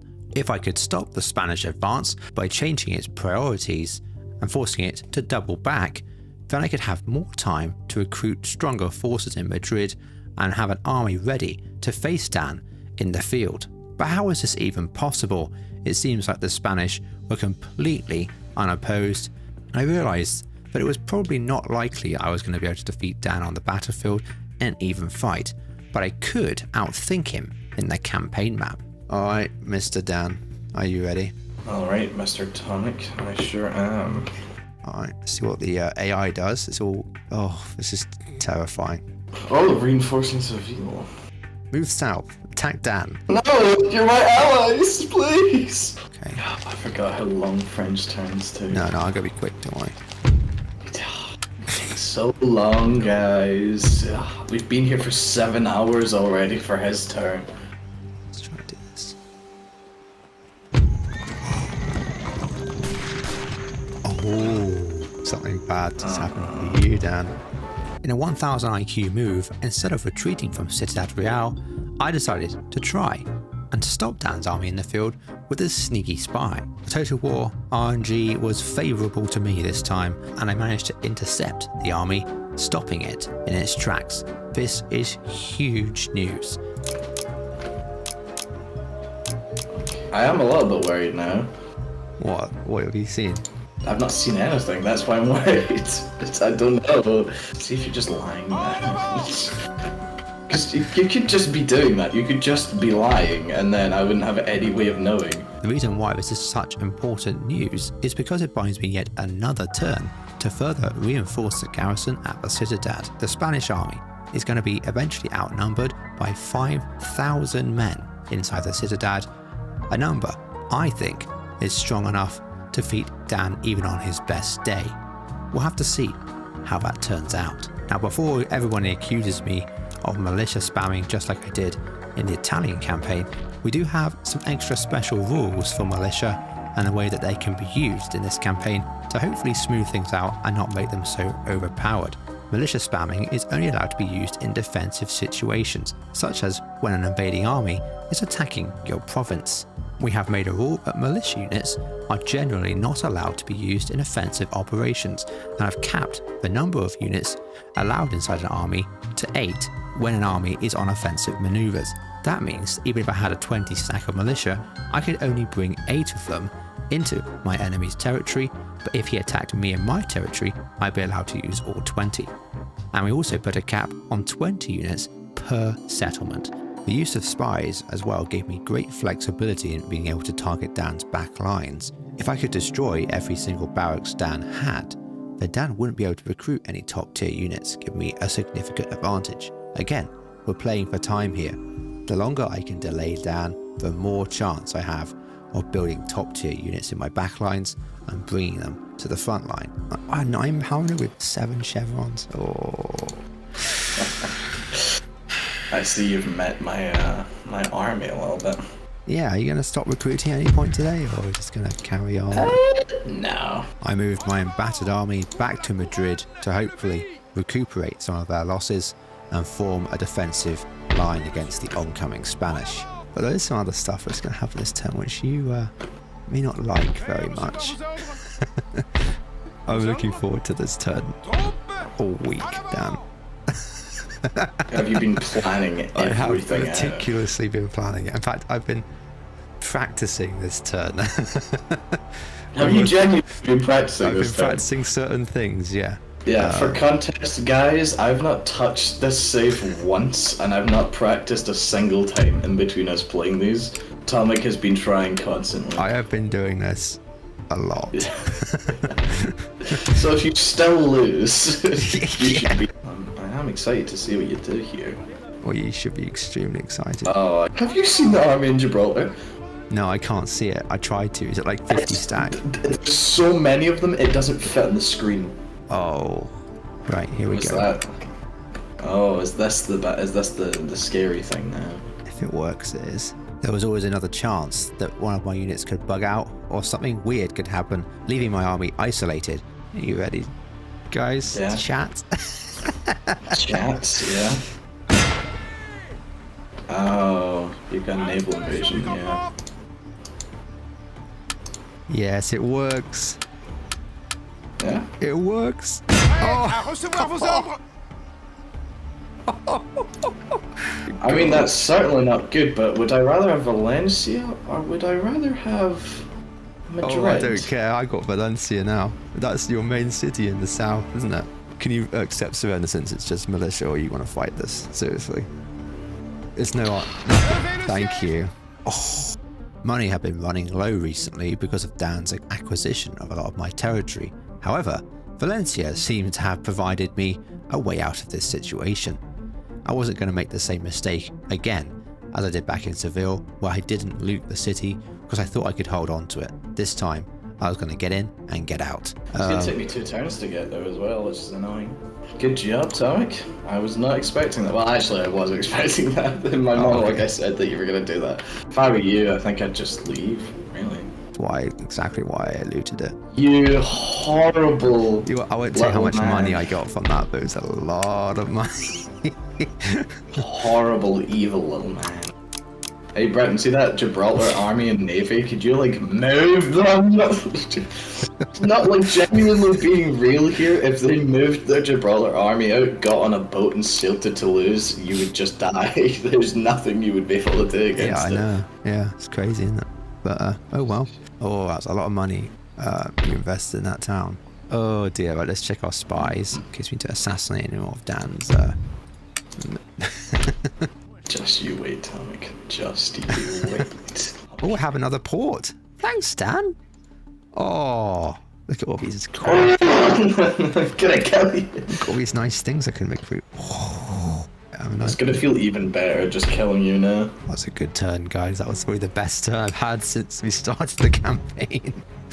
Oh dear. See, do you know what would be the worst now? If Britain moved over and took it so I can even get it back.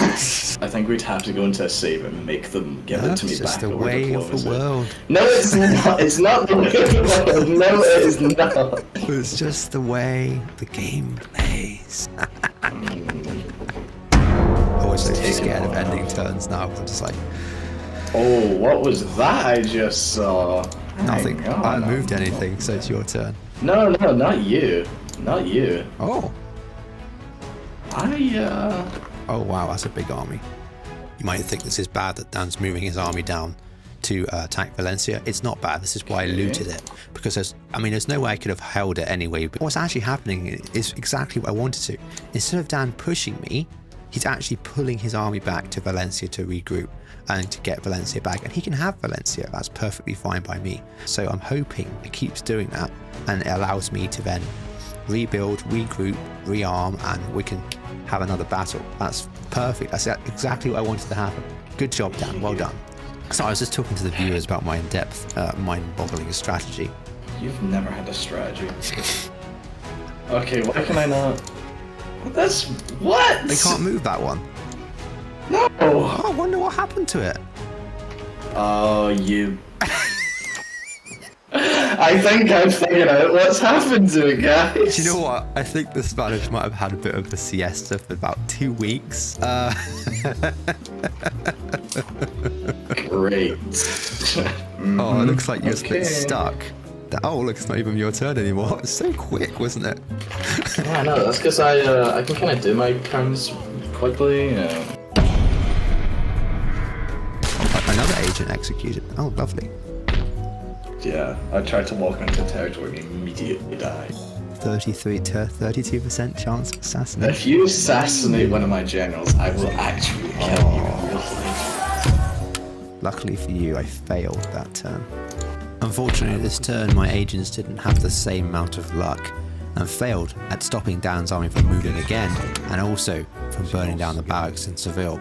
Something that I really needed to have done this turn. Can I get like subway surfers on the side of my screen or something?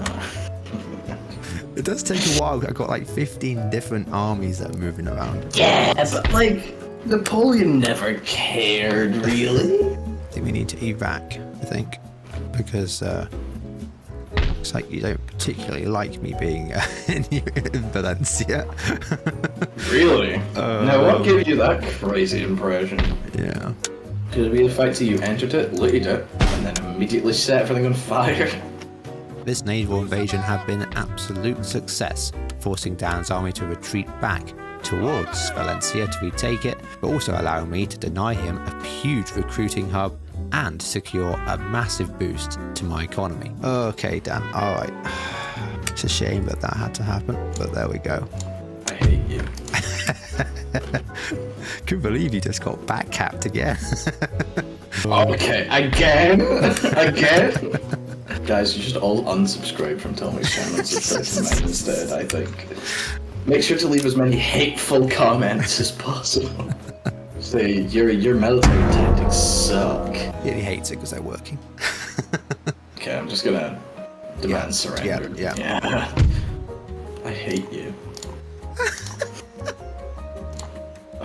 You're a horrible human being, and I hate you.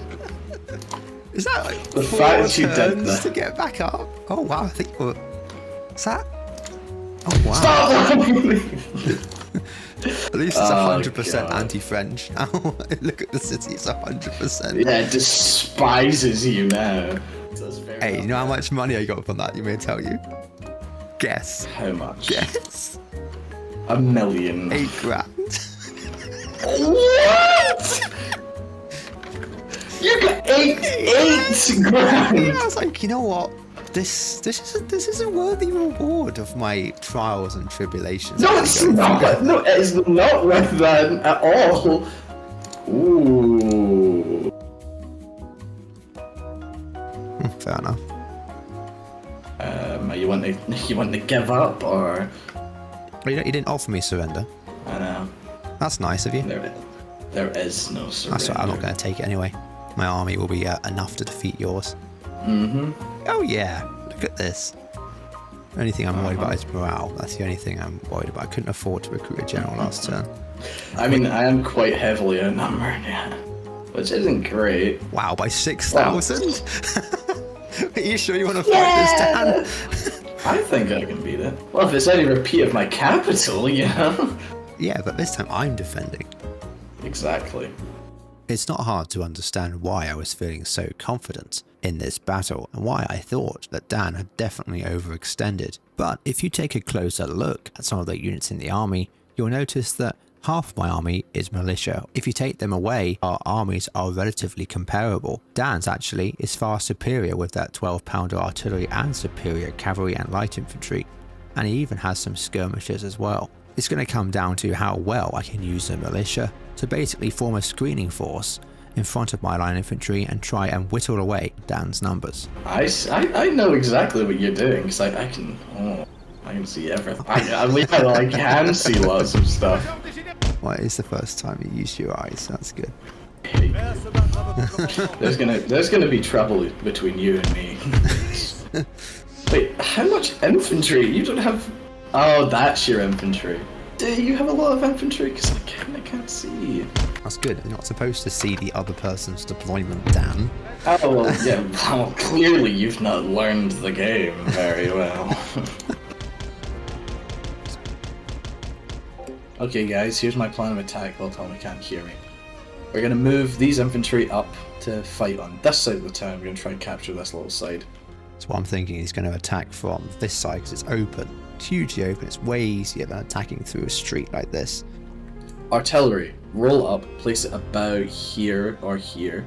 Canister up here, canister along here.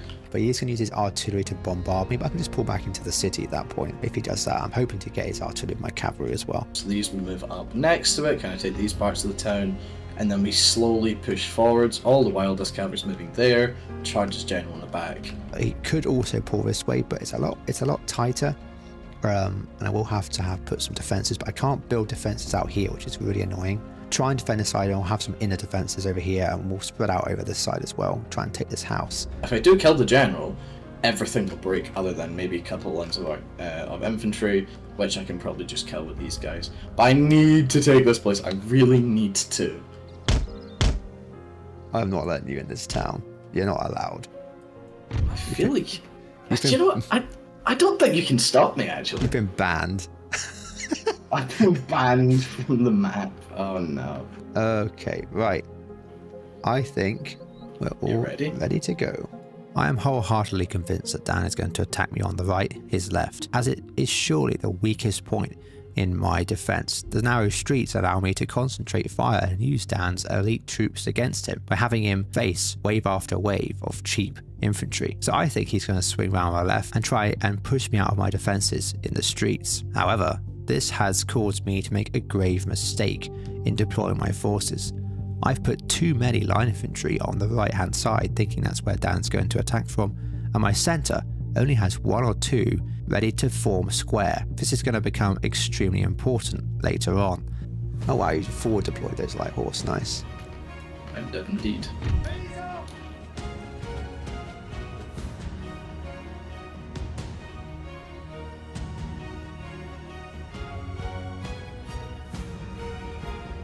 I see you've got a couple of defences. A couple is an understatement. Okay, I see you've got a lot of defences.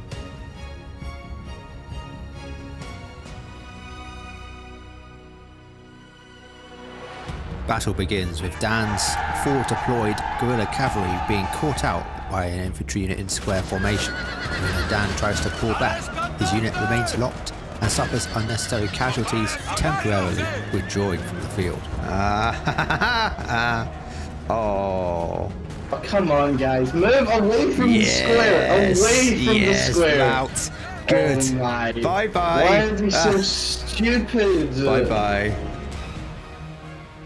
My first order of battle was to pull out my firearm citizenry and form a loose line in front of my trenches to try and whittle down Dan's incoming infantry. It's so heavily defended, oh my. If I could at least tire them out and cause 20 to 30 casualties per unit, it could really make the difference in the upcoming fight. It's so much worse than I thought it would be. So far so good then. I was trading well.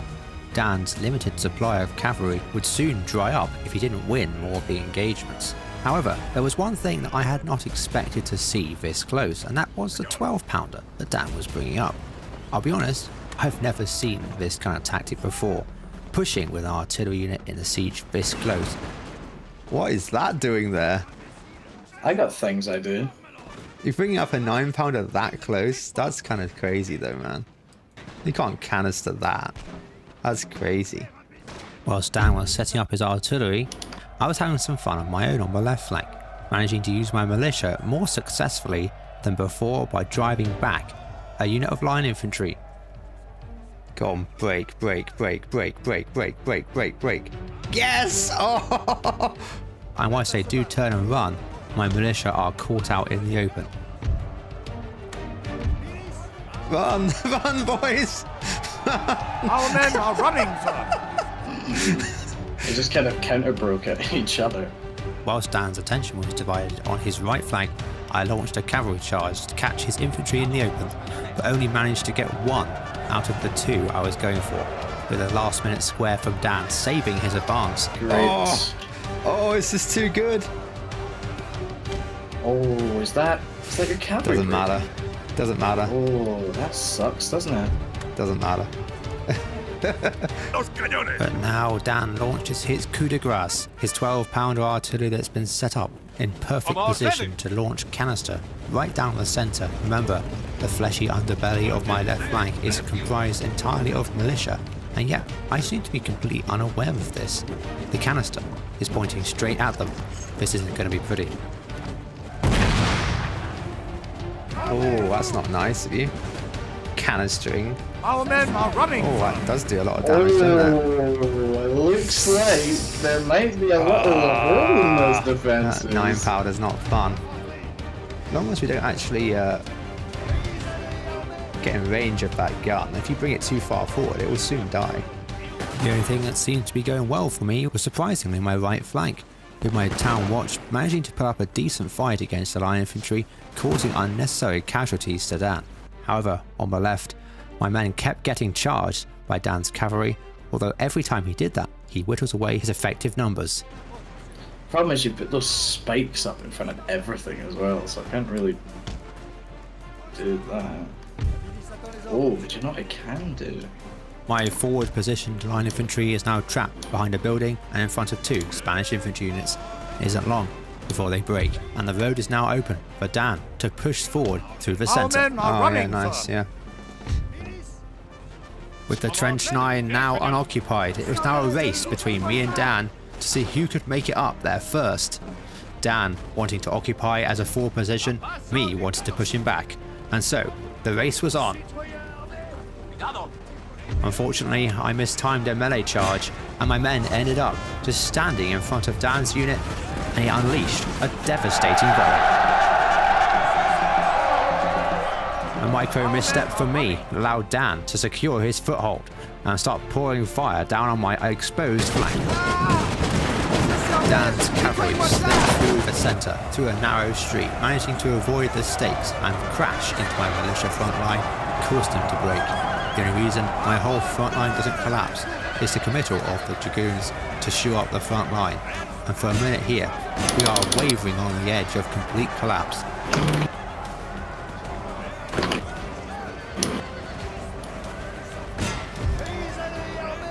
Whilst Dan has broken through my initial defence, I still have another 3 to go, and so I set about reorganising the front line, slowly, very slowly, re-establishing control over my wavering army. Dan's attack on his left is severely under strength, and my units start to gang up and his men start dropping. Is this the end of Dan's assault on the left, or does he have one more trick up his sleeve? Dan has cleverly hidden one of his guerrilla cavalry units behind my lines, and because of the camera angle that I've adapted on my troops, I don't see them until they hit me. This is a massive mistake from me, but one that Dan planned meticulously and timed to perfection. If I do kill the general, everything will break other than maybe a couple ones of infantry. With the situation rapidly deteriorating, I'm again forced to throw in my general to try and beat back the Spanish cavalry, except this time he's weaker and doesn't succeed in beating the cavalry back. To make matters even worse, as my general leaves the field, he's cut down by Dan's marauding Spanish cavalry, and suddenly, Yes! oh, that's not what I wanted to see. They broke as well, that's nice of them. Oh wow, everyone's breaking now. Lovely. It's almost as if my general died or something. I know, yeah. Still not over yet though, but it was very much over. Ever the optimist, I was trying to use every single advantage I could to try and bring this back, but it was just too late. The morale penalty for my general dying and my men retreating was too much for even my line infantry to stand, and they were cut down to the last man. It's my only chance that you break there. Come on, break and break and break and break and break. Oh. That was a nasty volley. There we go. Yeah. Hold on, Dan. GG, my friend. Thank you. I want to see the kills of this one. Oh, 6,000. My screen. That is a big victory for Spain. In the next episode, the make or break happens in the campaign. This could turn everything on its head. We are merely a few battles away from total Spanish victory. The French are on the run. Onwards to Badajoz. March through Saragossa. Reclaim Madrid. A la muerte. It's early November 1811 and the French and Spanish are clashing in the Spanish peninsula. So far, the Spanish have achieved almost total victory over the French, pushing them back towards Madrid. However, there is still one prize that the Spanish have yet to finally assault, and that is the city of Badajoz. However, in Badajoz sits French Second Corps, commanded by Jean Rapp, a general who has yet to be tested fully against the Spanish in a fair fight. Jean Rapp will have to face the might of the Spanish army, including elite Spanish grenadiers and 9-pounders. But this battle features one of the craziest moments I've ever experienced in Total War. Oh my god! Oh my god! What the? Oh. So stick around for that. You join us in the aftermath of the Battle of Ciudad, where Dan had defeated my French division but had left himself very weak and unable to progress. However, he was not particularly worried about that and was his usual gracious, humble self in victory. That's a big army you've just lost too. Yeah. That is a big victory for Spain. You had what, 6,000 men? Yeah. I'm starting to own a lot of piece of the continent. Something really bad's about to happen to you, actually. I know. No. I know. Exactly. Something far worse is going to happen to you soon. I did, however, have some form of good luck. My agent destroying Dan's barracks in Seville, meaning he cannot recruit even more elite infantry to throw at me. Yes. You'll be very, very mad. I think 2 really bad things are going to happen to you very soon. Really bad for you. You better have some huge army hiding somewhere. So guys, if you haven't noticed what I've seen, so he's got this army here, right? I could take this, because look at that. I mean, you fought pretty hard, but I think it's starting to look like it's not going to be French W. Things are going to get worse and worse for the French very soon. But before we can come to the Battle of Badajoz, Dan had another sneaky move to play on me, something I didn't see coming, because I'd retreated all my forces from Teruel. I mean, this is probably going to be the biggest move I think I've made in a while. Oh wow, that is a big move. I don't know what that army is. I did not see it coming. Do you want to surrender? Yeah, I don't think I'd win. So I mean, it's if I couldn't win the probably a good last idea. one, then... Guys, this is not looking good anymore. I was hoping the Valencia trick would pull him back further, but yeah. But it Maybe I should have fought that, I don't know.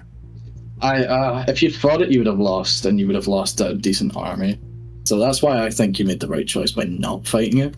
We're of course referring to last video's escapades where I amphibiously landed a naval invasion force outside the city of Valencia, taking it and sacking it before retreating back towards Zaragoza. And what I had suspected would happen, happened, Dan having to pull major forces back from the front line to retake Valencia, but I did not hold him up for long enough, and now this force I thought was now going to be 2 turns behind is invading Zaragoza, and I have no defences there and no standing army. You're getting a bigger empire now, so now your turns are lasting a lot longer than it was like 5 seconds done. So now I need to actually figure out like one as well. Deal pretty quick. Oh, Zaragoza's gone. It's just Madrid and Badajoz left, I think, and that's Toulouse. However, it was now the game's turn to throw us both a strange curveball, and this demonstrates just how badly optimised this game can be for a multiplayer campaign. You're about to see Dan pull a very, very standard move of recruiting a general in his army during my turn, but that just seems to completely destroy the game, and we find this out a few minutes later when I try and assault Dan's trade fleet near Toulouse. Get off my trade. What? We've come with 100 merchantmen. Oh my god. Is that my ship of the line or is that your ship of the line? Alright, at least we got your navy. Oh no, it was my guy staying alive. Oh, I managed to get your ship of the line.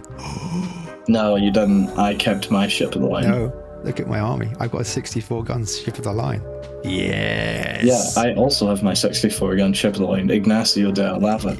Yes. Where's your one then? Tony? For some reason, and because we're both idiots, we both didn't realise that we were having a desync problem. Now, desync is a Total War multiplayer campaigner's worst nightmare. If your campaign desyncs at any point, you will not know until it's too late.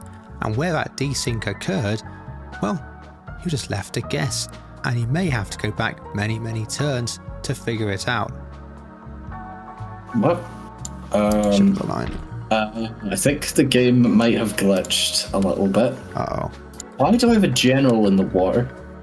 Maybe I had a general on one of my boats for some reason, but that would be really weird. I have a general staff next to the trade port with spikes around him, and it's like infantry.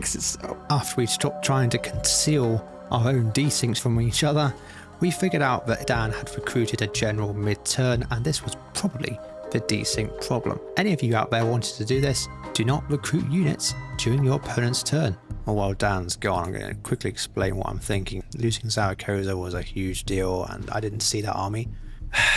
But we have managed to escape our garrison. It was a tough decision, but at the end of the day, if I can link up this force here, and whatever Swiss infantry I've got coming down here, I should have a pretty decent army. And also, now I've got 2 trade points, I should have a load more money. Yeah, perfect. But I would have to put that thought on the back burner, as now it was time to fight just on the outskirts of Badajoz.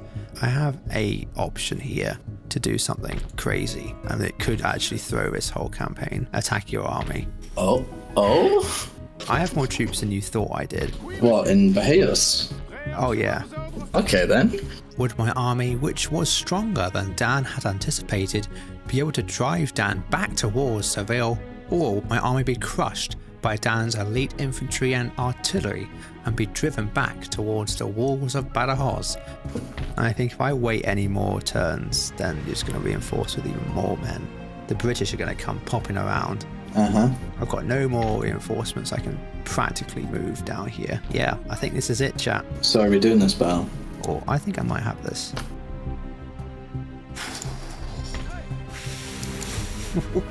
Alright, do we do this? I think we do it. I mean, this is a pretty big army, but I am defending too. And you've got Grens, and they don't inspire, but they do a lot of damage. That's the problem. And I have some artillery, but against 3 Chev 9-pounders, it's going to be very tough. This battle, I am not kidding with you, features one of the most shocking moments I have ever experienced in a Total War game.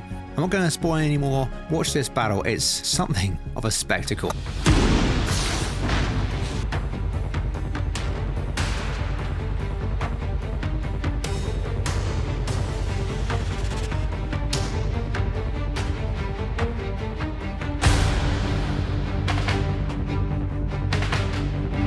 You get a massive hill! What? Okay. Yeah. Match fixing question mark? You don't like hills, do you, very much? I remember the battle we played once where you kind of fumbled it a bit, didn't you? Do you remember that? No. That was in Italy. Yeah, no, that was mountain. Okay, well that wasn't really my fault that you decided, it'd be great viewing if I sit back and don't fight him at all. Oh, why don't you attack me then? You attack me right now. No, I think I'm gonna not fall for that. What kind of idiot do you take me for? Don't answer that. So the battlefield is strangely favourable to me, even though I am the one attacking. But now let's hand it over to me and Dan to explain our strategy as we move to this epic battle. This is bad for us guys, because even though I'm defending, he does have to come to me. He's got this hill that he's going to put his artillery up. So, what do I do? Okay guys, this is going to be really tough because he's got 3 9-pounders, one with incredibly high chevrons. And so any approach I'm going to make on this hill is going to be blasted to smithereens. Okay, I could put one here. Like that. And then I could put one up here, like that. And that way, if he does push me, I can canister him. Attacking head on is suicide. I've learned that many times. I mean, I know that anyway. And what I'm going to do is something Dan does not expect. I'm going to hold in the center. I'm not going to advance on the center. I'm going to hold on the right. I'm going to push on the left all the way around here. I'm hoping he doesn't see me approach. And what that's going to do is when he does see me, his 9-pounders are not going to be able to turn and deploy. And so I can form up behind this ridge here. So Hibernia, Saragossa, and Girona. On the right flank. Hold in the center, push on my left, and hold, at least initially, on the right. I'm going to put my general over here, at least initially, hide him behind this rock. I'm going to move him over with the attack eventually, but the problem is, if he sees me put my general over here, he knows attack's going to come from this angle. I'm going to bring some militia. Some of our casualty.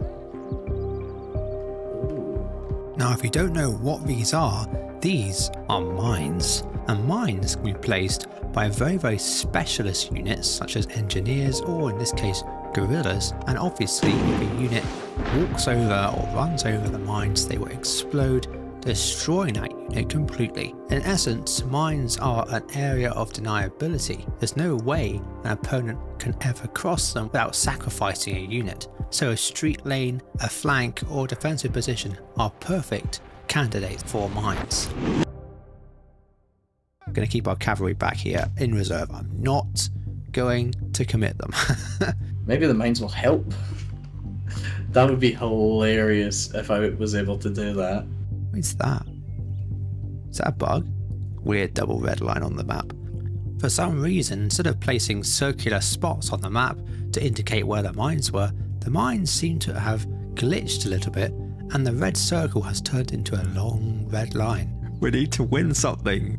Okay, and it's our only marshal, Jean Rapper. And boy, he's going to get guerrilla cavalry, so I'm just going to... Oh, do you know what could be good though? That. Because if I put sticks behind them, I can pull them off the guns and run, and then... Oh, that's so nasty! So with both myself and Dan deployed, let's just run over the quick strategies of the players. Dan's plan was to sit back and wait to see what I would do whilst pounding me with his elite 9-pounders and taking any good opportunities he could to strike me down, especially with his forward deployed guerrilla cavalry. Now you'll notice here that I have suffered an incredibly bad piece of luck already, with Dan deploying his guerrilla cavalry directly opposite my 6-pounder position on the right flank. I have moved these 6-pounders over here to try and stop Dan concentrating his artillery fire on one area, allowing me to hit more of his guns than he does of mine at one time. So we'll see if Dan can maneuver his cavalry around my infantry and strike at half of my artillery deployment before the battle's even begun. Whoa, that was a mine. Yes. What on earth? And I don't know why they blew up instantly. That's not helpful, but it was hilarious. Fair enough. Some of my artillery's kind of done some stuff there.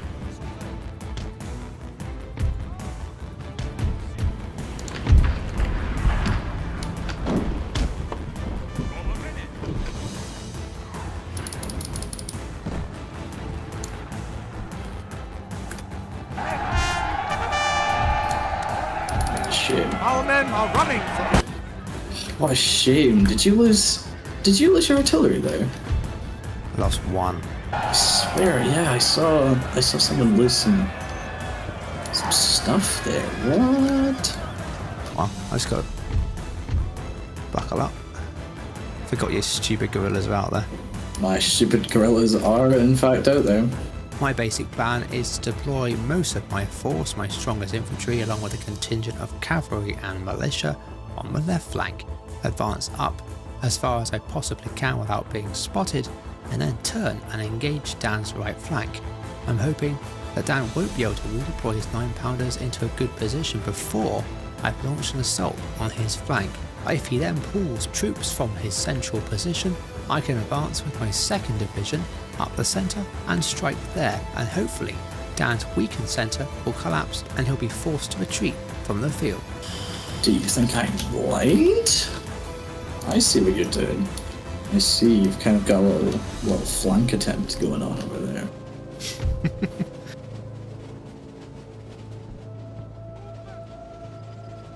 I mean, that seems to be a lot of guys moving over there. All seemed to be going to plan, with Dan moving a lot of troops from his central position, and also having no artillery support.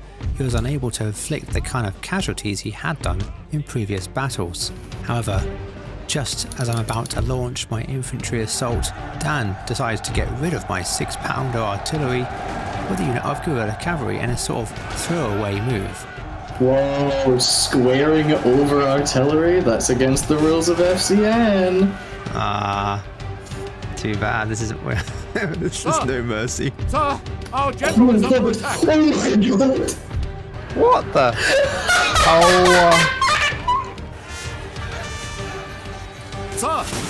Sir, our general is under attack. Oh my god! Absolute.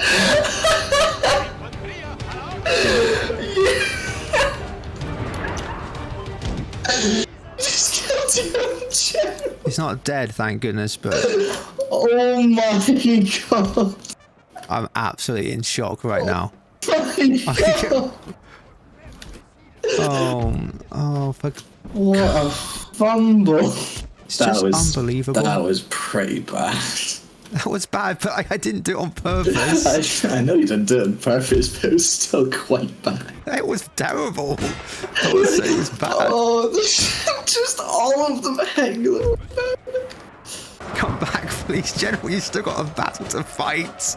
That's insane. I just can't even believe that happened. You got wiped out as well. Still in somewhat a state of shock from the events that have just unfolded, I launch my infantry assault, but I forget a huge important piece of information.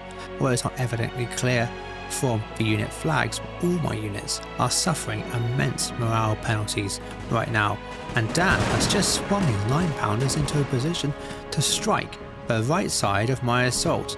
Being unaware of all these factors, I decided to launch my assault, classic Atomic style, into Dan's Grenadiers. Of all the things that could have happened today. That was that was so funny.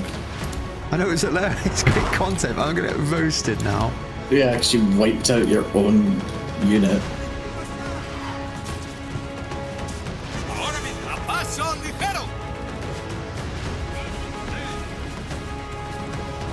Another genius maneuver from Tom. I'm going to let the next part of this battle play out, because you're about to see a disintegration of an entire flank as you've never seen before. And I wonder whose flank we're talking about, myself or Dan's. Well, I think you can probably guess. I'm just going to point this out because it's kind of hard to tell what's going on, and that's exactly why I made this mistake. You'll see me move 4 units of militia to the left flank, and Dan goes in for the kill. It's that 4 units of militia all down in one. Well, I kind of wanted to bait you in. My bait wasn't quite in the right place. It's not the fact I lost 4 units of militia that's the problem. It's instead that those units now cause the rest of my army, already suffering from immense morale penalties, to start retreating from the field. In a matter of 30 seconds, an assault that was seemingly overwhelming to Dan's flank is now disintegrating before our very eyes. Thought my lancers were done better there. That's Where are my chasseurs route for? pretty rough.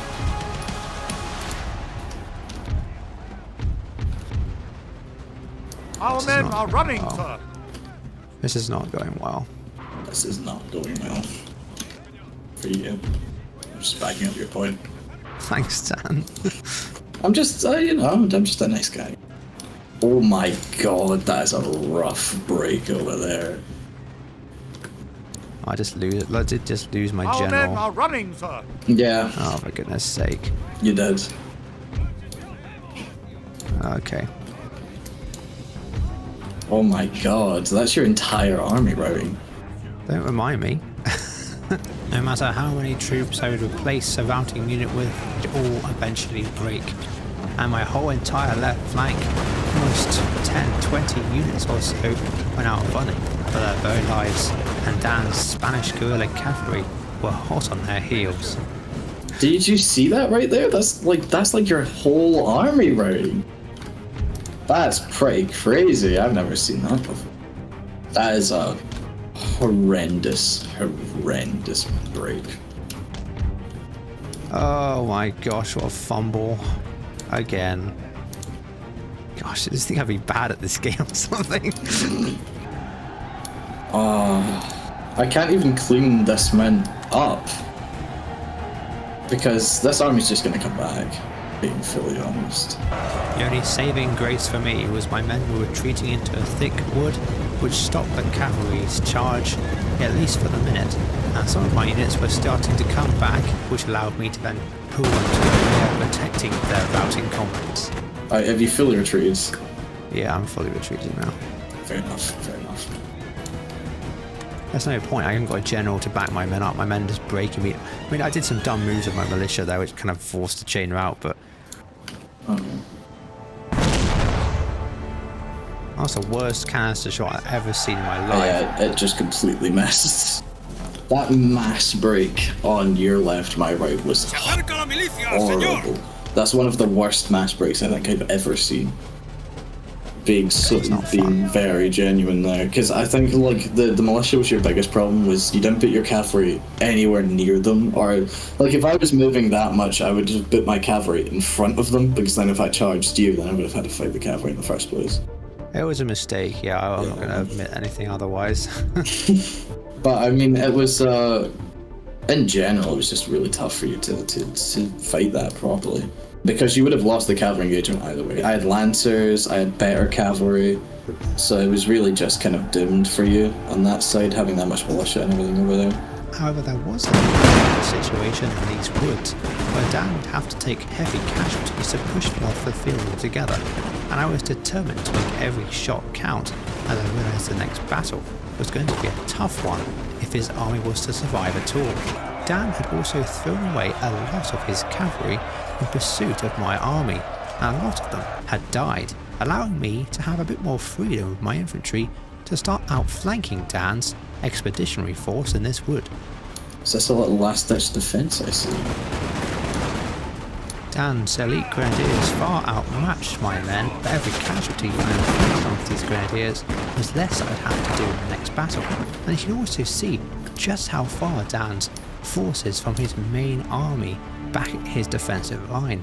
And of course I didn't know how far they were away, but I did know that there was some gap between him and the rest of his forces. This prompted me into moving my main army away from retreating and back into the fight.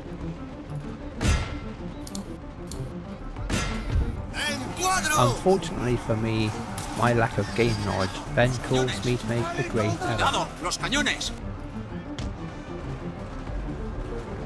Oh, don't tell me they can form a square, there's a light foot on them. Yeah, they're light infantry. Oh, I thought it was skirmishers. No. That's why I didn't stop. I was like, oh, you won't be able to do anything. Yeah, I was kind of confused at that one. That was just game knowledge. Yeah, I was thinking, why is he charging that? Like, I can see them. That's just me not knowing the game enough. Oh, I see your entire army's come back. Are you gonna continue this battle? I thought you were retreating. I'm trying. I'm thinking about it. Okay. I don't know how kind you want me to be here, but I can give you some advice if you want. Don't try this. Is my advice, because it's not gonna work. What? Try what? I would say you would be best retreating right now. You do realise that there's stakes behind that, right? Yeah. I do realise, but also that's a 7 Chevron 9 powder, and I'm going to sacrifice a unit of light cav to get it. Fair enough. Yeah, I think we're going to retreat now. My infantry could not hold until my reinforcements arrived into the forest, which annoyingly allowed Dan to then disengage and pull back from my infantry line. The noose was so nearly caught around Dan's men, but it was too late. I thought you said you were retreating, you liar. Do what we have to do, don't we? Okay, I get it. I actually was retreating, and then I was like, I could try something here. I do still have, like, the majority of my army, by the way. It's annoying because I threw away all my cav because I knew you were retreating. But I probably just shouldn't have done that. Oh my gosh, what was that? 9 pounder madness. Oh yeah. How do I never get shots like that? I'm manually controlling my guns. Nearly caught you in a little noose there, but not quite enough. Very nearly. Not on my watch. Alright, now I am actually going to retreat because I don't think pushing is a good idea. Retreat attempt 7. No, seriously, I'm done. I'm sure you really are retreating. You can't see the air quotes, but I was doing. You were withdrawing, which is the correct decision, so I will also withdraw. With neither side willing to push the other, it was my unfortunate turn to withdraw from the fight, as if I'd stayed on the field, I would have lost anyway due to the timer running down. The first battle near Badajoz was a French defeat, but not a complete Spanish victory, as a lot of my forces from the right flank and from the left managed to retreat in good order, leaving Dan quite a challenge if he wanted to pursue my army. I think actually, thinking about it, I actually managed to withdraw with I think 2/3 of my army and deal some decent damage to you. So I would have said for me it was a bit more of a Pyrrhic victory because I killed a decent number of your men. You had that massive mass rout, but it by was no means like a decisive victory or anything. No. Back on the campaign map, Dan had a choice to make. Well, I have 2 things I can do here. One of them is this, and the other one is that. There is one thing that I am gonna do though, which is this.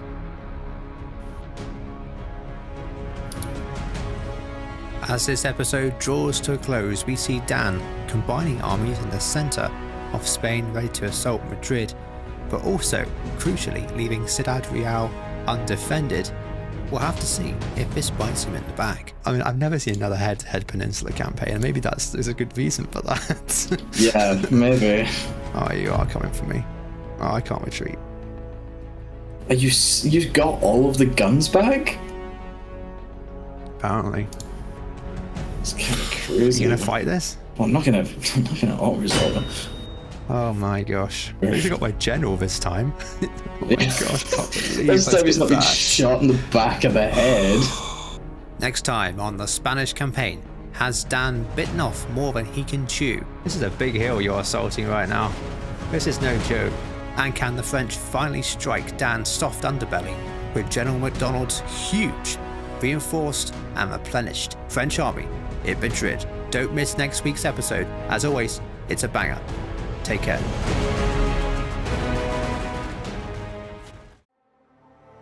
It's early December at the Spanish Peninsula, and after suffering a massive defeat at the hands of the Spanish, the French Second Corps under General Rapp has retreated further north towards the river, trying to make their escape towards Badajoz. Unfortunately for me, but quite rightly, Dan, playing as the Spanish, is not going to let my army escape so lightly.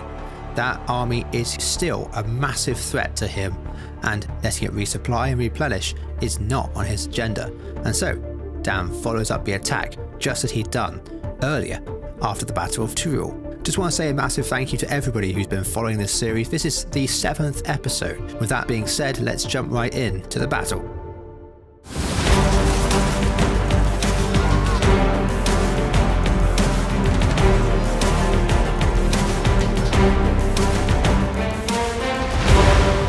Oh, it's not, there's literally nothing on this battlefield I can use.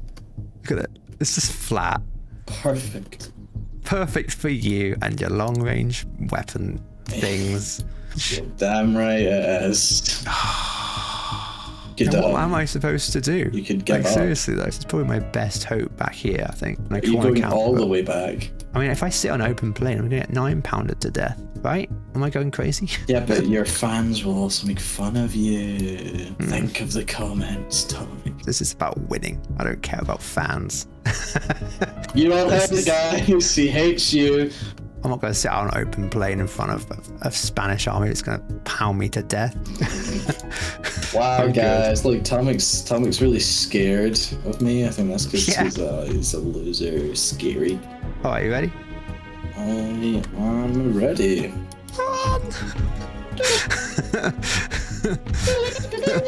Fire! No, please don't fire, please. Oh!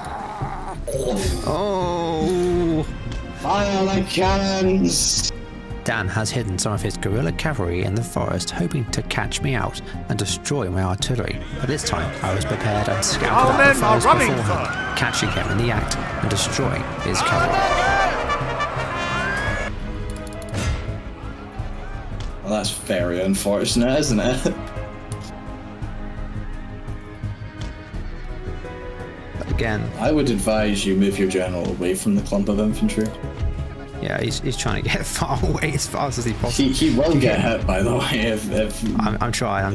He hasn't really shown himself to be the best general anyway. Sure, that's not my your... turn. Oh. Nice. Oh, what a fight! What a fight! Our men are running, sir. Come on, guys. You can beat 14 horse dragoon guards. Oh, yes. Nah. So after the initial deployment of forces, I decided to pull back towards the forest. My forces are hurriedly deployed in 3 lines. Militia at the front to soak up initial damage, then 2 lines of line infantry, along with my artillery on the left flank to provide overwatching firepower. On the right flank, I have a similar setup, but my line infantry and militia are guarded by this huge rock on their right, allowing me to secure my flank against Dan's cavalry.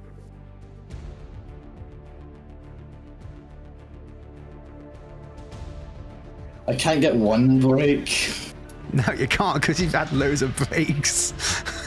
This is going to get annoying to deal with. I'm going to have to do some interesting maneuvers. Ah, there you are. Here I am. Good to see you again. Mr. T. Oh, a little bit of lag there. Yeah, blame the lag. The oldest trick in the book. Yeah. In all honesty, I could feel that this was going to be a close battle regardless of the outcome, and it's going to come down to the wire. If I could pull off a few great moves on Dan, then maybe I'd be able to force him to retreat and my army would be saved. But we'll have to see what happens next. Oh my god, what the f... I was not looking over there. Oops. Bye bye. Oh, those are grenadiers. Oh, were they? Oh, Lightfoot, my bad. I hate that you just have a line of artillery up. Even though Dan had superior cavalry to me, I was hoping to be able to move my cavalry into position to strike his artillery, stopping it from bombarding me from a long distance. And now that Dan had committed to attacking my fortification, it was time to move in for the kill.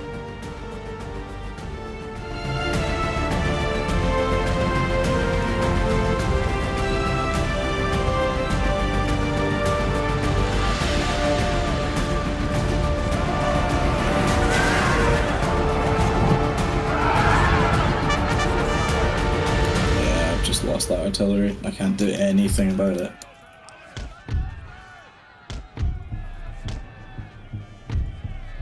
Our men are running, sir. Why did they run? Oh, it's probably because of the shots and the... Yeah, never mind.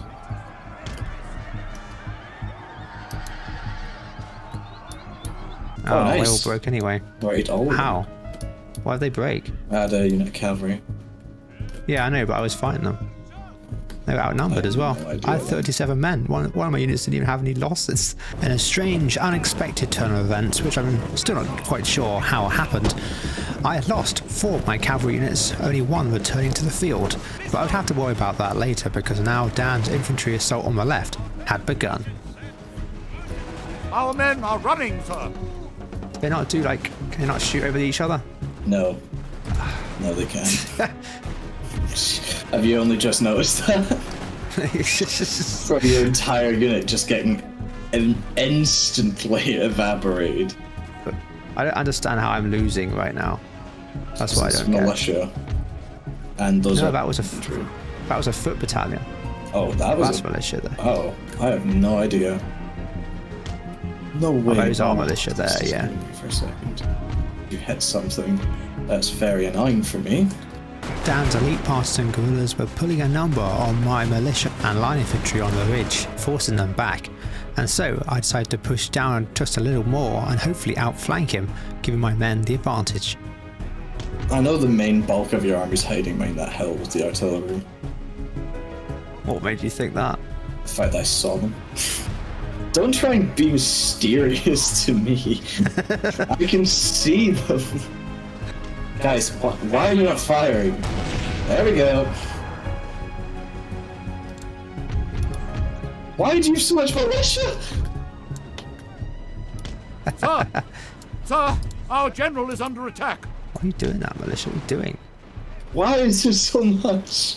There's so much. All hope is lost, sir. This battle is almost done. I've just had it all hope is lost though, so. Yeah, I think it's because you're losing a lot of men from this. And you can see why with the taskbar down the bottom being completely red, offering me absolutely no chance of victory. But could I pull out a victory from almost a sure defeat? I can still win this. You do I'm have a actually lot pretty of confidence. Yeah, you have a lot of confidence. This is a big hill you're assaulting right now. This is no joke. I know. You gotta be careful. I do gotta be careful. Do you know what I can do though? Even though my men were holding the line, it was still going to take a miracle for me to win this battle.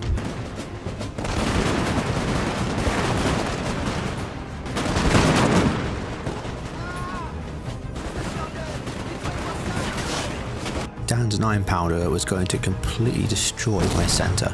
I needed something to take it out fast, and so General Rapp inspires the 12th Regiment of Line, and they charge straight into the guns. Let Dan know. Stop firing, for God's sake, you're killing your own men! For God's sake, fire the cannon! Not up!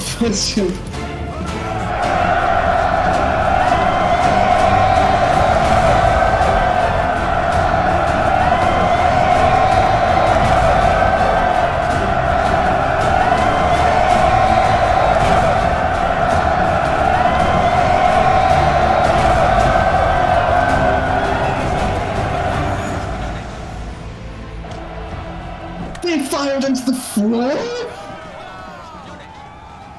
Are you stupid? Yes! I don't know why they did that. Why would you fire into the floor? Oh, it sounds like you're not winning. I wouldn't say that just yet, Buster.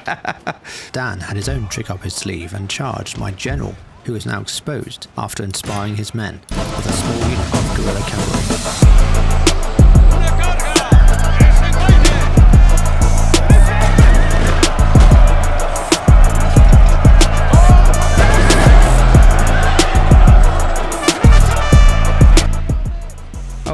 That's not a very nice thing to do.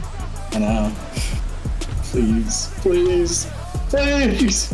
Kill the gen. But miraculously, General Rapp managed to survive, although he was badly beaten up and had lost a lot of his bodyguard unit. I decided that even though my men had done a fantastic job, getting them back to my front line was going to be near impossible, and so decided to commit them to another melee charge in the rear of one of Dan's infantry, while supporting them with a unit of militia. Looks like Dan might eventually be losing a battle, yeah? Our men are running. Did you pay someone to do this? Is this just all militia? Oh my god. Okay. I feel like I'm getting trolled here somehow. Is this your whole army, or is this just like a militia? That's up to you to find out. I'm so annoyed I didn't kill your general with that charge. That was pretty bad for me to not see that, but then again, I did inspire that unit, that's why it was doing so well, so... Right, yeah. No, that makes sense then. That's why it was there. Of course, you managed to get your guns back, of course you did. I get it, you're a little bit upset because I'm so great at this. If you want to complain, yeah. Dan had managed to re-establish his line and bring forward his artillery crew to recruit the guns. It seemed like I was back in the same position as before. However, I had been doing some sneaky manoeuvring whilst Dan was too busy defending my infantry charge.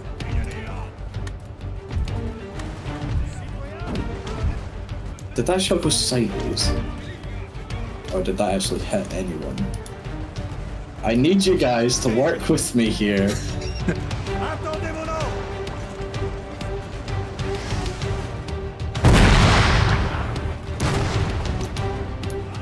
Did you move? You've moved guns? Yeah, try and attack that now. Oh, bye-bye!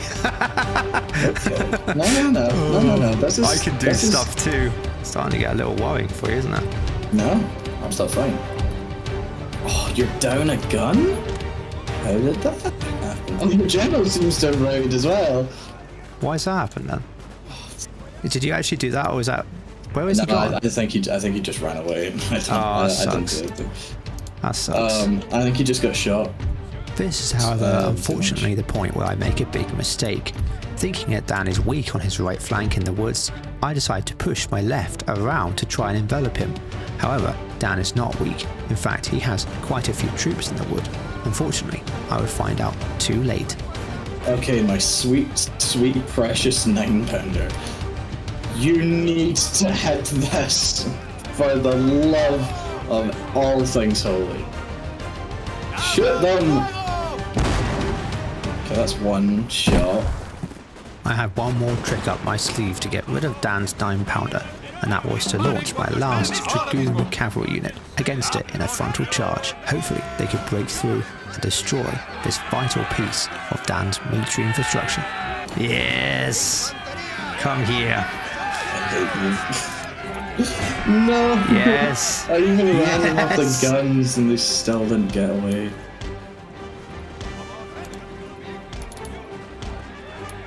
It'd be great if my square killed the cavalry.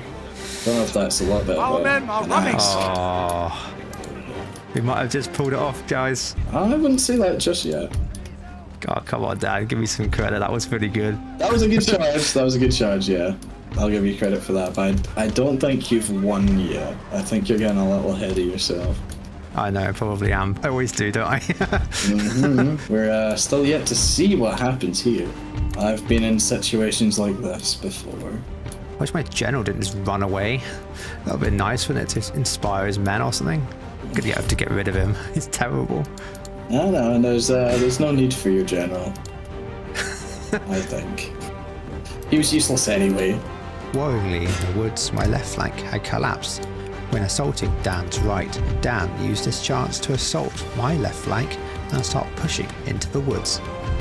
This no general, I only managed to pull off those kind of good moves because I had Inspire.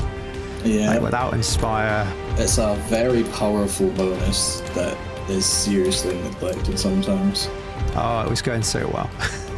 It was going well. No, it's not over yet, but it's getting there.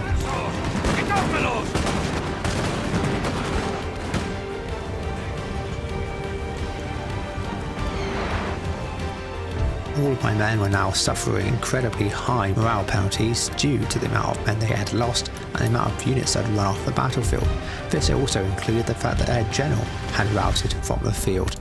And when my left flank collapsed, this seemed to send a ripple effect through my entire front line, and I was forced to pull the remains of my army back into the woods to defend the hill on my right flank.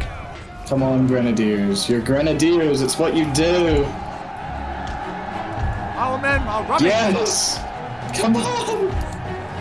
Just a little more, yes! My brave soldiers.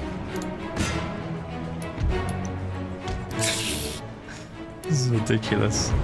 It was going pretty well for you at one point. Not so much anymore. Our men are running. That was seriously difficult to push. It was all over at Badajoz, but my men had put up a formidable fight, inflicting serious casualties on Dan's army and destroying a lot of his artillery and cavalry units. Badajoz army is gone. I think it's safe to say. To be fair, the Seville army is pretty banged up from this. But it looks good for a while, then, didn't it? It was close. That was very, very close. My general breaking again. Just, Yeah. He's been I rubbish think- general, this guy. I think even though the general never died when I charged it, I think the amount of losses he took from the Yeah. charge probably you're has some worth. He had a very good defensive position that was genuine. Oh, it was so bad to push, but I knew I had to push. I think I advanced how I should have pushed, and eventually I was able to just take it out. I did a couple of good moves with the getting your artillery out. I think with your artillery, I would have been absolutely toast.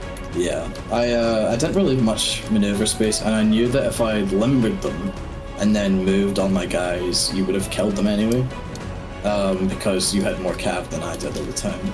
But yeah, no, that was quite funny because some of my infantry units are out of ammo now. Like that's probably our longest battle we've had. Ooh, Oh, it's not as high as the other battles we've had. not as bad as I thought. Oh, it's still 3,000 remaining. Let's see. Will he die? Oh, he Ooh. doesn't.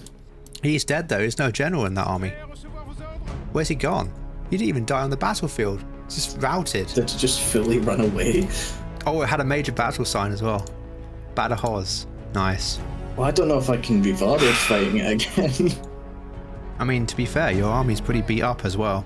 As And there's a bridge there as well, so that'll be a bridge battle. So, I mean, I have to fight it, Dan. I think you have to go to Badajoz. I think it's probably the best shot here. I mean, that Something army's... more annoying though is that you blew up my drill skulls. That's the only good thing. I've been doing good with agents, that's it. Yeah, because I can just take Badajoz. Because it's It'll only be a major victory for you, yeah. Yeah, we just want to Just get the- demand surrender. Just accept the surrender, yeah. That's a pretty big W. Do you think you're gonna fight Badajoz, or are you gonna retreat, or what are we thinking? I'm not going to fight that army. Not in Badajoz, absolutely not. Are you gonna retreat, or back to like Madrid and gather an army or something? Because then we can just have one massive battle again. Mm-hmm. But that was such a tough round of fights there. Holy moly! Oh, that was crazy. I've regained a significant foothold back in my home country. Because the question, like, the argument here could be, I could refresh my army in Badajoz. Then I could get my armies from Cuenca, Ciudad, and Saragossa and form a massive Spanish stack. Well, I guess we'll see. Unless we could just play this normally and then afterwards have a massive battle once I Yeah, take Madrid. This would have been the time where Napoleon would have been getting the mail, and then his eyes pop out his skull and he goes, Yeah, where have all my marshals gone? Where's my army gone? Oh, Badajoz lost. Yeah, I'm just happy that I don't have to take every single title, because that would be torture. It's just like, yeah, okay, you gotta fight, gotta take... Well, Salamanca would make sense, because that was also a really big battle. Because I think it was Salamanca, we had the Battle of Vitoria, Badajoz, Madrid was a big one, Saragossa was another huge battle. And Cordoba had a couple of good ones. But I think Badajoz and Saragossa are the two that were most well known, I think. Something big just happened though in Toulouse. Did you recruit a Grand Battery by some chance? No. Yeah, you know I can tell when you lie. Oh, it's so annoying that you blew up Seville, because I've got like 3 more times to even recruit anything. Oh, right. Well, I don't know where my general went. Oh, he died apparently, even though we both saw him not die. Yeah, he just ran off the field. Maybe he ran off the field and got executed by one of his officers. Yeah, but Napoleon would have executed him anyway. He lost 2 major battles like an idiot. He lost 2 major battles, one of which he was winning for a decent amount of time and had like every advantage of being on like a hill, artillery advantage. Alright. You'd have to be really bad if the game blows. Wow. I think you also just got very unlucky in this campaign that 6.1 Spain was like my faction. I used to play every multiplayer battle with Spain, so I know them really well. Great, thank you. Just blowing up another thing, man. It's just always under attack somehow. Imagine living there. There's just, to be fair, you'd have a reason to look out for agents at that point. You'd be sitting there getting blown up infinitely. Now, unfortunately, we come to the end of what's been recorded so far, and so I can't really show you the last 2 turns. Obviously, I don't want to give away what I'm planning. But what I can tell you is that Madrid is going to be the final battlefield of this campaign. Whoever holds Madrid, Badajoz and Zaragoza is going to be the probable winner of this campaign. Once Dan holds those 3 cities, it's only a matter of time before he snowballs out of control. We're not going to play this to the death, but we are going to play this until I've realised that there is no option left or that Dan is driven back. Well, you never know, stranger things have happened. It's been about a month since our last recording, so a month and a half, so we're fired up, ready to get back to it, and Dan is especially excited to pummel me into the ground, as he would say, and then Egypt. And because we've been doing this for over 2 months now, we would rather move on. And I think a lot of you would probably like to see me win a few battles rather than constantly lose. So this next episode is going to be the final episode of the Spanish campaign. And whoever wins the final battle is going to claim victory over the campaign. So make sure you tune in for that. Coming up soon. Take care.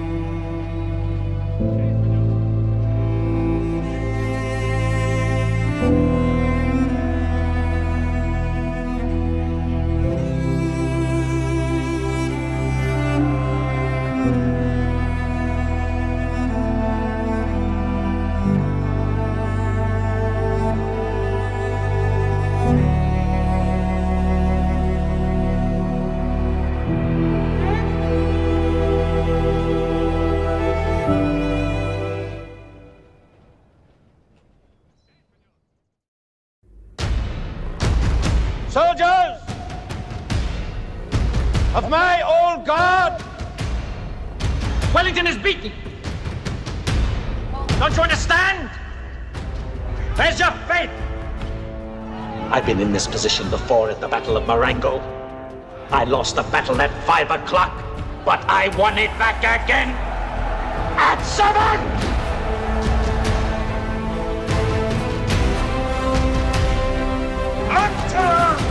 Onto them!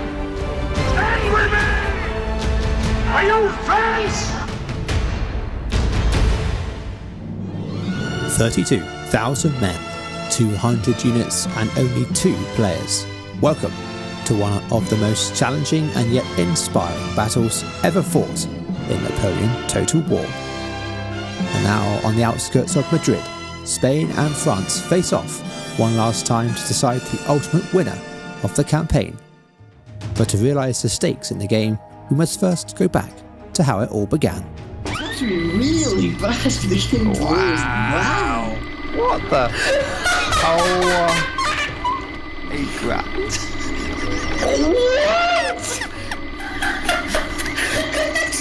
In the previous Italian campaign, I had just won a huge victory over mod owner and self-proclaimed master of Napoleon Total War, Dan the Mantis.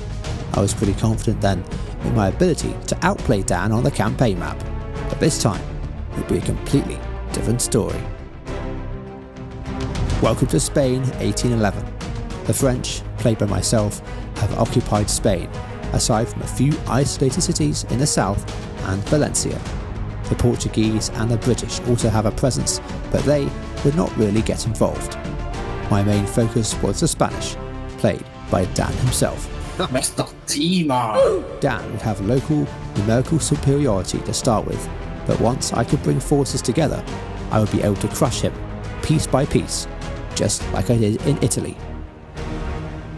After a few inconsequential victories for both sides, Just you wait to the land battle. which saw Dan take Teruel but lose armies, it was time for the first major battle of the series at the Spanish capital, Seville. Was this the moment when the French, just like in Italy, would crush the Spanish economy and destroy any hopes of Spanish conquest? Miraculously, and due to some very poor luck for me, Dan holds onto Seville by the skin of his teeth and consolidates his position. After losing Marshal Massena to a poor move against the Portuguese, oh my gosh, that was so I was forced to play defensive in the south for now, and instead build up an attack in the north. If I lose this, Dan is free to go after Madrid, he's free to go after. So it goes up here. A major clash between huge armies happened outside the town of Teruel, but despite the odds being against him, Dan pulled off another spectacular victory.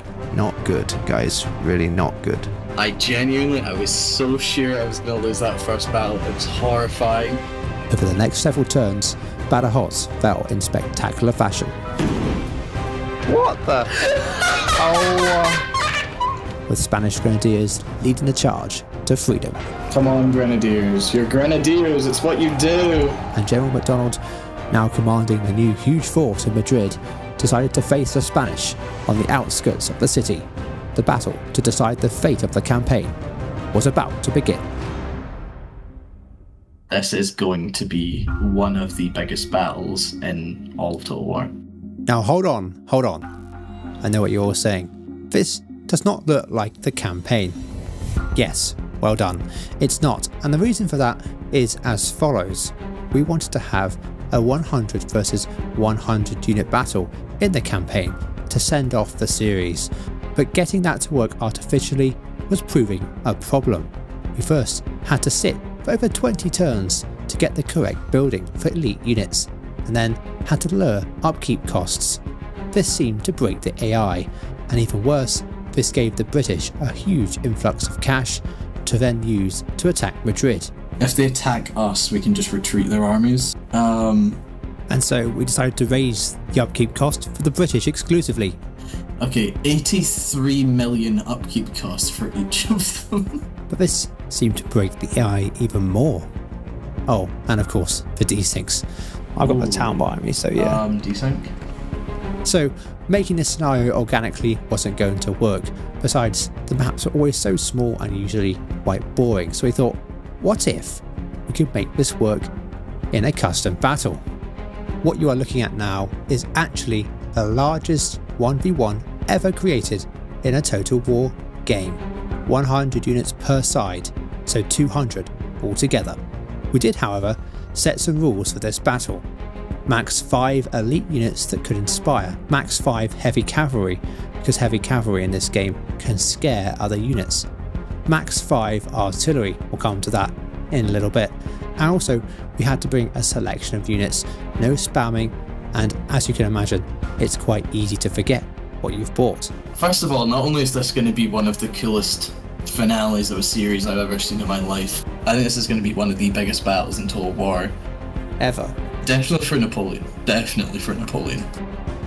First of all, this is the largest 1v1 that's ever been fought, yeah. I think, in like all of Total War. So this is, I'm excited now. This is going to be really hard for both of us to manage, but if we fight this well. But first of all, we had to actually get into the game. We had never tested this many units in game before, and so loading in was a little bit tense. Oh, it started. Yeah, seeing as the game does run. Oh, come on. Oh. You could do it. Get us in the map. It's really deciding whether it wants to play today. Still not fully loaded in yet. I don't mind. I think it's moving our taskbars at the same time. Me too, and it's actually not lagging too bad. Oh my God, it's not either. Holy shit. I have so many units. This right now is going to be loading like it's a 4v4. Welcome to the final battle of the Spanish campaign. This map is absolutely amazing and allows us to deploy across a wide front between two rivers. In the centre of the map is a ridge with several buildings. We both agree that whoever controls these buildings by the end of the game will win. The ridge also hides any opposing forces from each other, and so neither of us know what the other has bought or where we are concentrating our forces. But now I'm going to hand it over to Dan and myself as we share our in-game strategy to win this crucial battle. So what's the plan? Well, very simply, we're going to take this side of the map, anchor ourselves on this stream. I'm going to put my artillery up here. We're going to use this house as our flank, if we can get up there, that is. So we're going to defend on the right, and we're going to push on the left. This is going to be interesting. I've put a lot of troops here just to cover this side. I think I've got more than enough in just this army here to cover this. but these are going to be kind of reserves, and then I've got these reserves here, the Extremadura. We have a reserve cuirassier back here for Max Chev.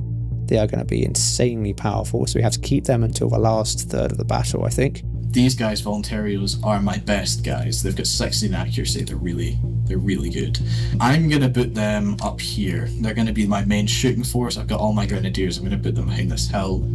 And I'm basically going to try and screen this hill, because I've got these guys here. I can see what he's doing. I'm going to try and slow him down, screen the hill, place my artillery, and then hopefully push up here, maybe put some more artillery along here. Because I've got 12 pounders. My main thing I'm going to use them for is just canister. But notice that our grand battery is now very grand. It has an extra 4 guns in it, which is insane. And we have 2 artillery à cheval, which are also our Cheved units as well. These guys obviously going to hold this side, probably holding this like mountain bit, with the road behind them, so if I need to retreat I can run faster over them. Put a little 12 pounder up here maybe. We want to get our artillery set up pretty much. We could set it up over here. Kind of half tempted to do that because he can't even attack us from this position. I don't really know what's going to happen here. That's the thing, is I'd say I want to do this, but if he reaches this before me, I'm screwed. But yeah, that's really my plan. It's just, I'm going to go with the flow here. I have no idea what's going to happen. So if we had the grand battery, oh my gosh, we had the grand battery there. Are these horse artillery? They are. Okay, let's pop them over here then. I get the feeling he's going to put all his elite guys in the middle and just try and blast up the centre, which is why I'm going to try and put infantry here. So if he does blast up the centre, I'm just going to smack him with some useless infantry units, charge with the cav, and try and wipe out whatever elite guys he has. My grenadiers will probably beat him because I've cheved them. This is going to be where most of the fighting is, I think. It's just going to be wave after wave after wave after wave. And hopefully, if he funnels enough guys in here, I'm just going to swing the flanks around like this and then hook round him and then encircle him. If you can't tell I'm a little nervous, it's because this is the finale. If I win this, I win it for Spain. I've had a lot of people messaging me, a lot of people with support, good luck in the campaign, and also my own YouTube channel. Since starting this campaign with Atomic, I've gained quite a lot of subscribers. I posted my own video and it's already my most viewed video. I can't thank Atomic enough. Like I said earlier, we first spoke about a year ago, putting me in this position so we can fight this awesome battle. Thanks Dan from the past. All of the support has been shown to the series has kept me going on the editing grind and has skyrocketed this channel upwards, which has been awesome to see. But let's go and share the love. Go and subscribe to Dan the Mantis, link in the description, and all the other boys. Midgard, who's given me a lot of advice with animation and expertise and has lent me his amazing unit block and unit card concepts. Terminator, who's been supporting this channel from the very beginning. Go and subscribe to all the other Total War YouTubers that have left lovely comments like Melkor, the French Monk, Matt's Fiefdom, Red Zed, Lionsberg Cinematics, Kaiser Total War, This is Total War, and many others. Go and subscribe to them right now and show support for this community. But now it really is time we get on with this battle to see who will be crowned King of Spain and who will be left out in the dust. Buckle your seatbelts, grab a cup of tea, because this is going to be a fantastic, fantastic ride. Roll that music.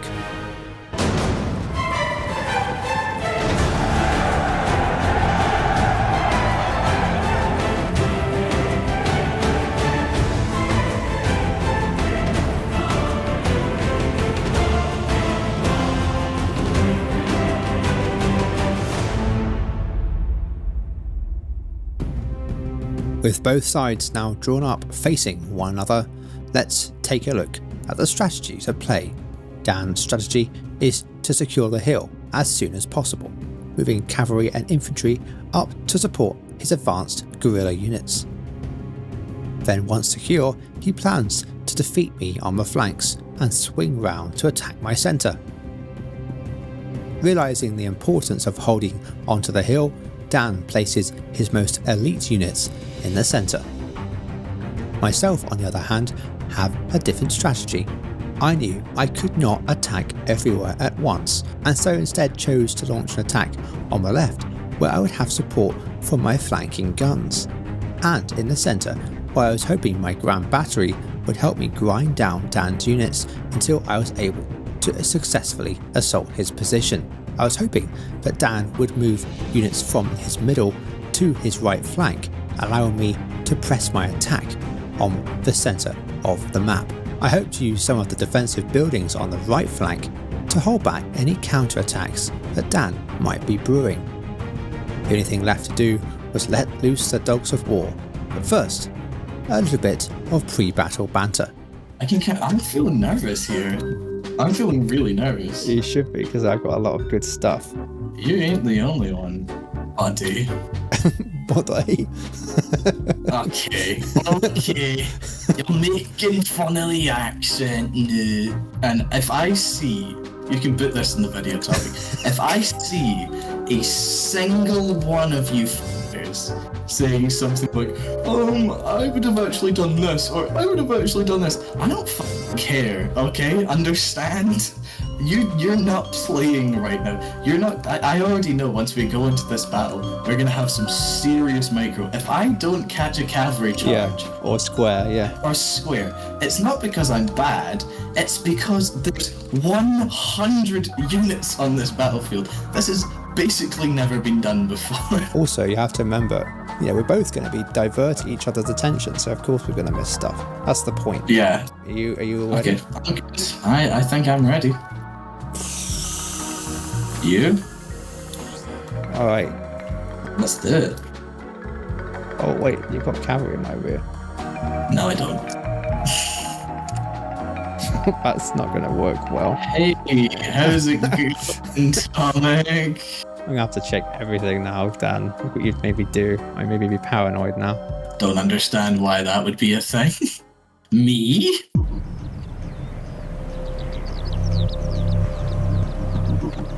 We'll begin the attack there. Battle begins and both of us start advancing our divisions forward. However, because I caught some of Dan's forward deployed cavalry in the open, I am taking the precaution of forming into line early instead of in column.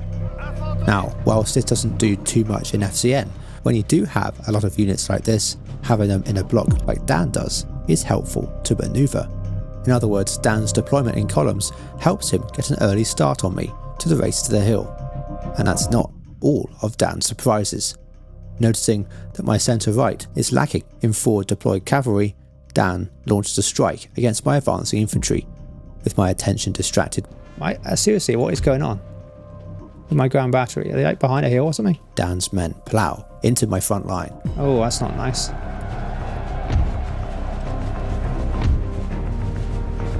Gosh, this is going to be difficult.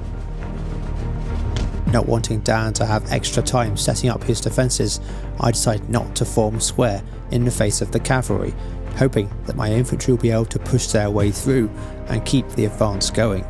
Whilst this did buy me extra time, it ended up being a mistake, as my line was forced to grind to a halt. Hoping that Dan's attention would be distracted elsewhere, I launched my own cavalry charge on my left flank, hoping to sweep away some of Dan's infantry that were advancing in exposed column formation. However, Dan was watching closely and formed square just at the last minute.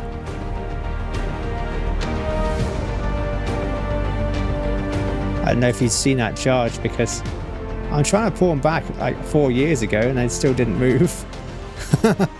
Oh, some of them are broken. Yeah, I've got a lot more left, don't worry. Dan's guerrilla cavalry attack had stalled my centre line, but my left flank had secured the heights. I just had to get my infantry up and secure my foothold, but Dan's cavalry was starting to probe and Dan's infantry wasn't far behind. Thankfully though, I was relying on my grand battery to start pummeling away at the summit, but my battery was in a bad position, in a gully rather than on a hill, and so the angle of the guns was definitely not suitable. This has led to Dan being the first to reach the summit across the majority of the battle, excluding his right flank, my left flank. My guns were now also on the other side of the bank, ready to pour fire into Dan's flank. The left flank was looking very, very strong for me, but I had failed to secure my objectives in both the centre and the right.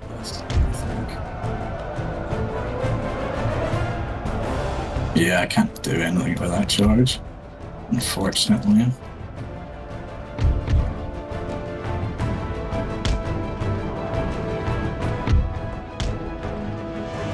It was now a literal race towards the summit, both Dan and my infantry marching full speed up the hill to try and get the advantage over the other. However, my cavalry were suffering a little bit from my redeployment of my ground battery. I need to get them in a better position. There we go. That's better. And so I missed a couple of charges. Oh yeah, good square, I didn't even see it. Nice. Nice. Oh, I missed that, yeah. GG, good charge there. Dan then used his momentum to carry on the attack into my infantry. What should have been an easy square from a Swiss infantry turned into an absolute nightmare. They formed square half an hour ago. I pressed the square button. You'll see it on the replay. I pressed the square button a year ago and it did nothing. Classic French incompetence. This would be extremely difficult for me to assault if Dan could get his guns in position, and so I threw cavalry against his line to try and break his guns before they could deploy. Meanwhile, on the extreme left, my artillery had helped my men crest the hill and were now firing down into Dan's exposed infantry. This foothold should allow me to drive Dan back and turn his flank in the centre.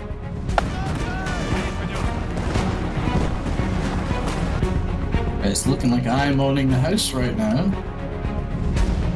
But whilst Dan was busy organising his right flank, I had spotted a gun that he'd left isolated on his left instead of deploying it, and so I launched a cavalry charge to hopefully sneak up on the gun before he realised. Oh, you bastard!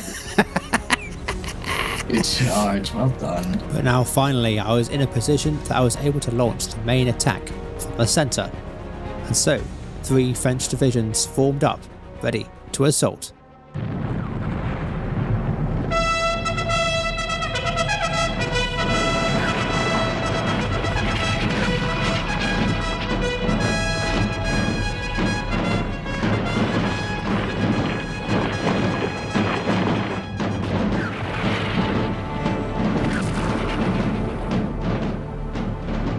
I needed Dan to divert troops from his right flank, my left, to the middle to help my men progress over the hill. With Dan's gun emplacements, it was becoming difficult to actually assault the position, and so I needed him to weaken himself before assaulting.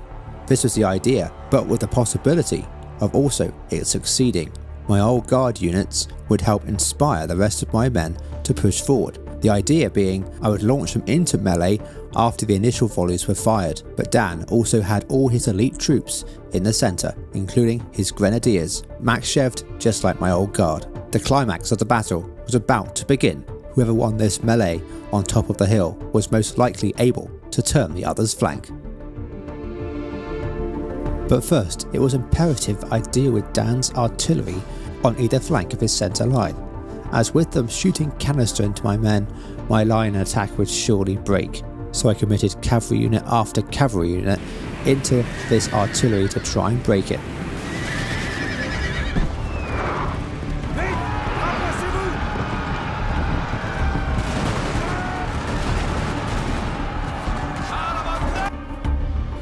That was a close fight. That was a really close fight there. Oh wow, it really was. Worryingly close.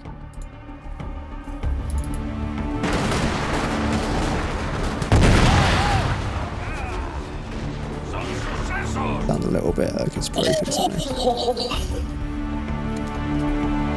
How is it not dead? There we go. Oh, so close. No, it took a canister to the face. Oh, okay. It wasn't quite close as I thought then. It was not that close. After losing 2 or 3 cavalry units for nothing, I decided it was time to launch the infantry assault regardless, since Dan's cannons were pretty weak, and hopefully, after the assault happens, I'd be able to sneak a unit through, destroy his artillery. Maybe I'm doing something wrong with my artillery here, but it's not doing particularly well. Just can't seem to get any shots on you. I had already redeployed my ground battery twice now, but for the 3rd time I decided to reload the guns, as I was worried about Dan pushing round my right flank. I wanted the ground battery to shore up my defence, but in doing so, the AI, me to be honest, made a grand mistake. Oh my god, my artillery is the opportunity to do something so good here. I know what that is. I've just made a massive mistake. No, leave me alone. Don't be a moron. Please, guys, you've got the opportunity. Stupid order movement decided to mess me up then. Shut. I did not order them to do that. Fucking idiots.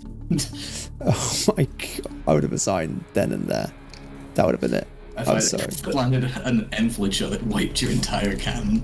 I decided that it would be too risky to move my ground battery all the way across the map and probably would be ineffective anyway. So I decided to move it up into canister range to try and support my oncoming attack. Oh no. Oh, go away. Oh, you're such a baboon. Oh my gosh. My poor ground battery never got to see the light of day, did it? Oh dear. No! It broke. that was not what I was really seeing. You idiot. It had been a poor play for me, I'm not gonna say it wasn't, but also a remarkably good play from Dan, especially considering he could absolutely not allow this gun to get into range of his infantry, or they would be completely wiped out. With the ground battery gone, it was now up to the old guard to finish the job.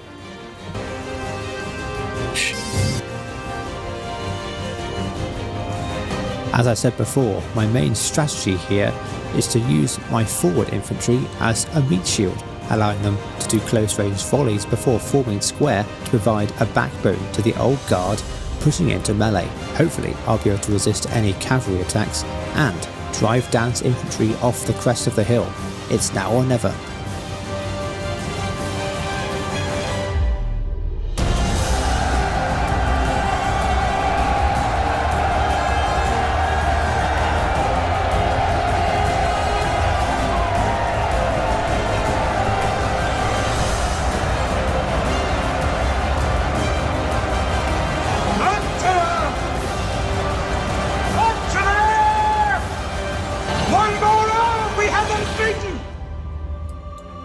My men are running! Stop doing that! Yes! It's time for the reserves, guys. It's time for the reserves. Take the hill, boys! Forward the guard! Don't take the hill. Break them! Do not take the hill. Guys, get back on that cannon right now.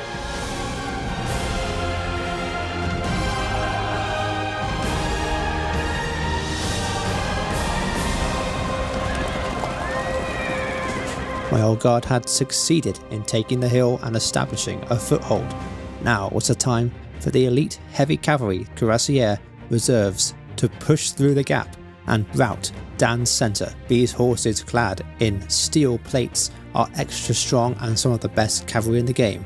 I had also fully cheved them, so they were really powerful in the charge and excellent in melee. Surely if anything could push through Dan's defences, these would be the boys. 5 units of 150 men each rode forward and into the melee.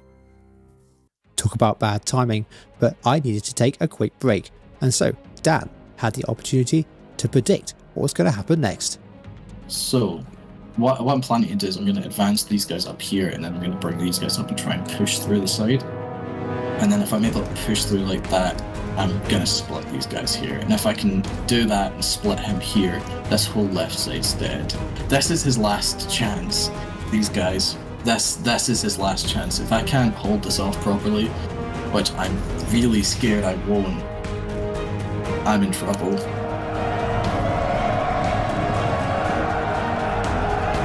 With my cuirassiers in the mix and more advancing in reserve, Dan's forces were struggling to hold them back, especially as I was able to outflank his manoeuvring troops, trying to push me on the flank. However, annoyingly, I had to commit my last 3 remaining cuirassiers to stop my whole force crumbling from the attack that Dan was bringing to my flank. Another unit's run out of ammo. Don't know which one. I did manage to get them in amongst Dan's troops before he could form square. Oh, shit. I did not see that. Fair play. Yes.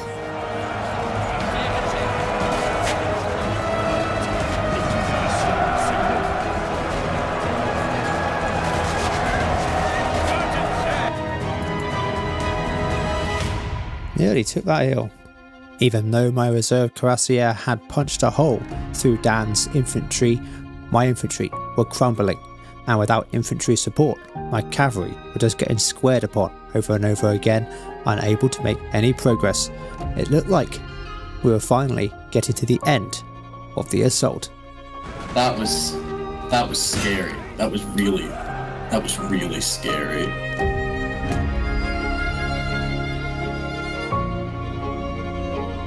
Yeah, that's what I thought.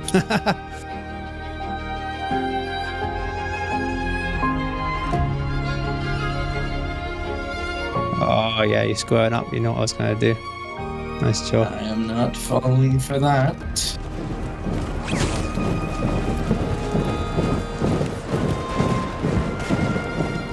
Oh god, it's gone on the right. So what was holding it together? I think it's going to have to be called, guys. It's been one hell of a fight so far, though. It has indeed. I mean, there's been sections where you could tell both of us were obviously looking at one point of the map and not the other. Oh yeah. But with my old guard broken and my cavalry unable to do anything, I decided to throw in the towel and not make Dan chase down every single last unit. It's been an incredible fight, one with twists and turns, both of us winning at certain points, but both of us making dreadful mistakes and genius maneuvers alike. But briefly, let's check out the post-battle results screen because it is quite dramatic. Oh, 17,000! Oh wow. Oh my god! Oh, yeah. I killed To be fair though, we lost about the same. Quite equal. Yeah. Guys, you cannot argue that Dan is a good player now. That was intense. GGs, that was intense, and we're going to definitely do it again for sure. Do you guys know what that means, everyone? Yes, it means that Dan has won the Peninsula campaign. Officially, Spain has won the Spanish campaign. We've reclaimed our homeland. It's 1-1 now. So you've won the Peninsula. I've won Italian. So it's all down to Egypt now. It's been a long campaign. Thanks for You're welcome. being my opponent, Tomic. You're welcome, man. Thanks for making me lose every single battle I played. And with that, it's definitely all over. This head-to-head campaign has taken 4 months to complete, and we've enjoyed every single moment, every single interaction with you guys, and every single laugh and disaster along the way. I really hope you have enjoyed this finale episode, this look back at the series, and be ready, because Egypt is coming very, very soon. We're actually making the mod pack right now, and I'm definitely going to be improving my skills, maybe, hopefully. And hopefully I'm going to win a battle this time, but we'll have to just wait and see, won't we? Anyway, thanks to Dan, the Mantis, to everybody else, all the other YouTubers that have supported this series, and we will see you next time. Take care.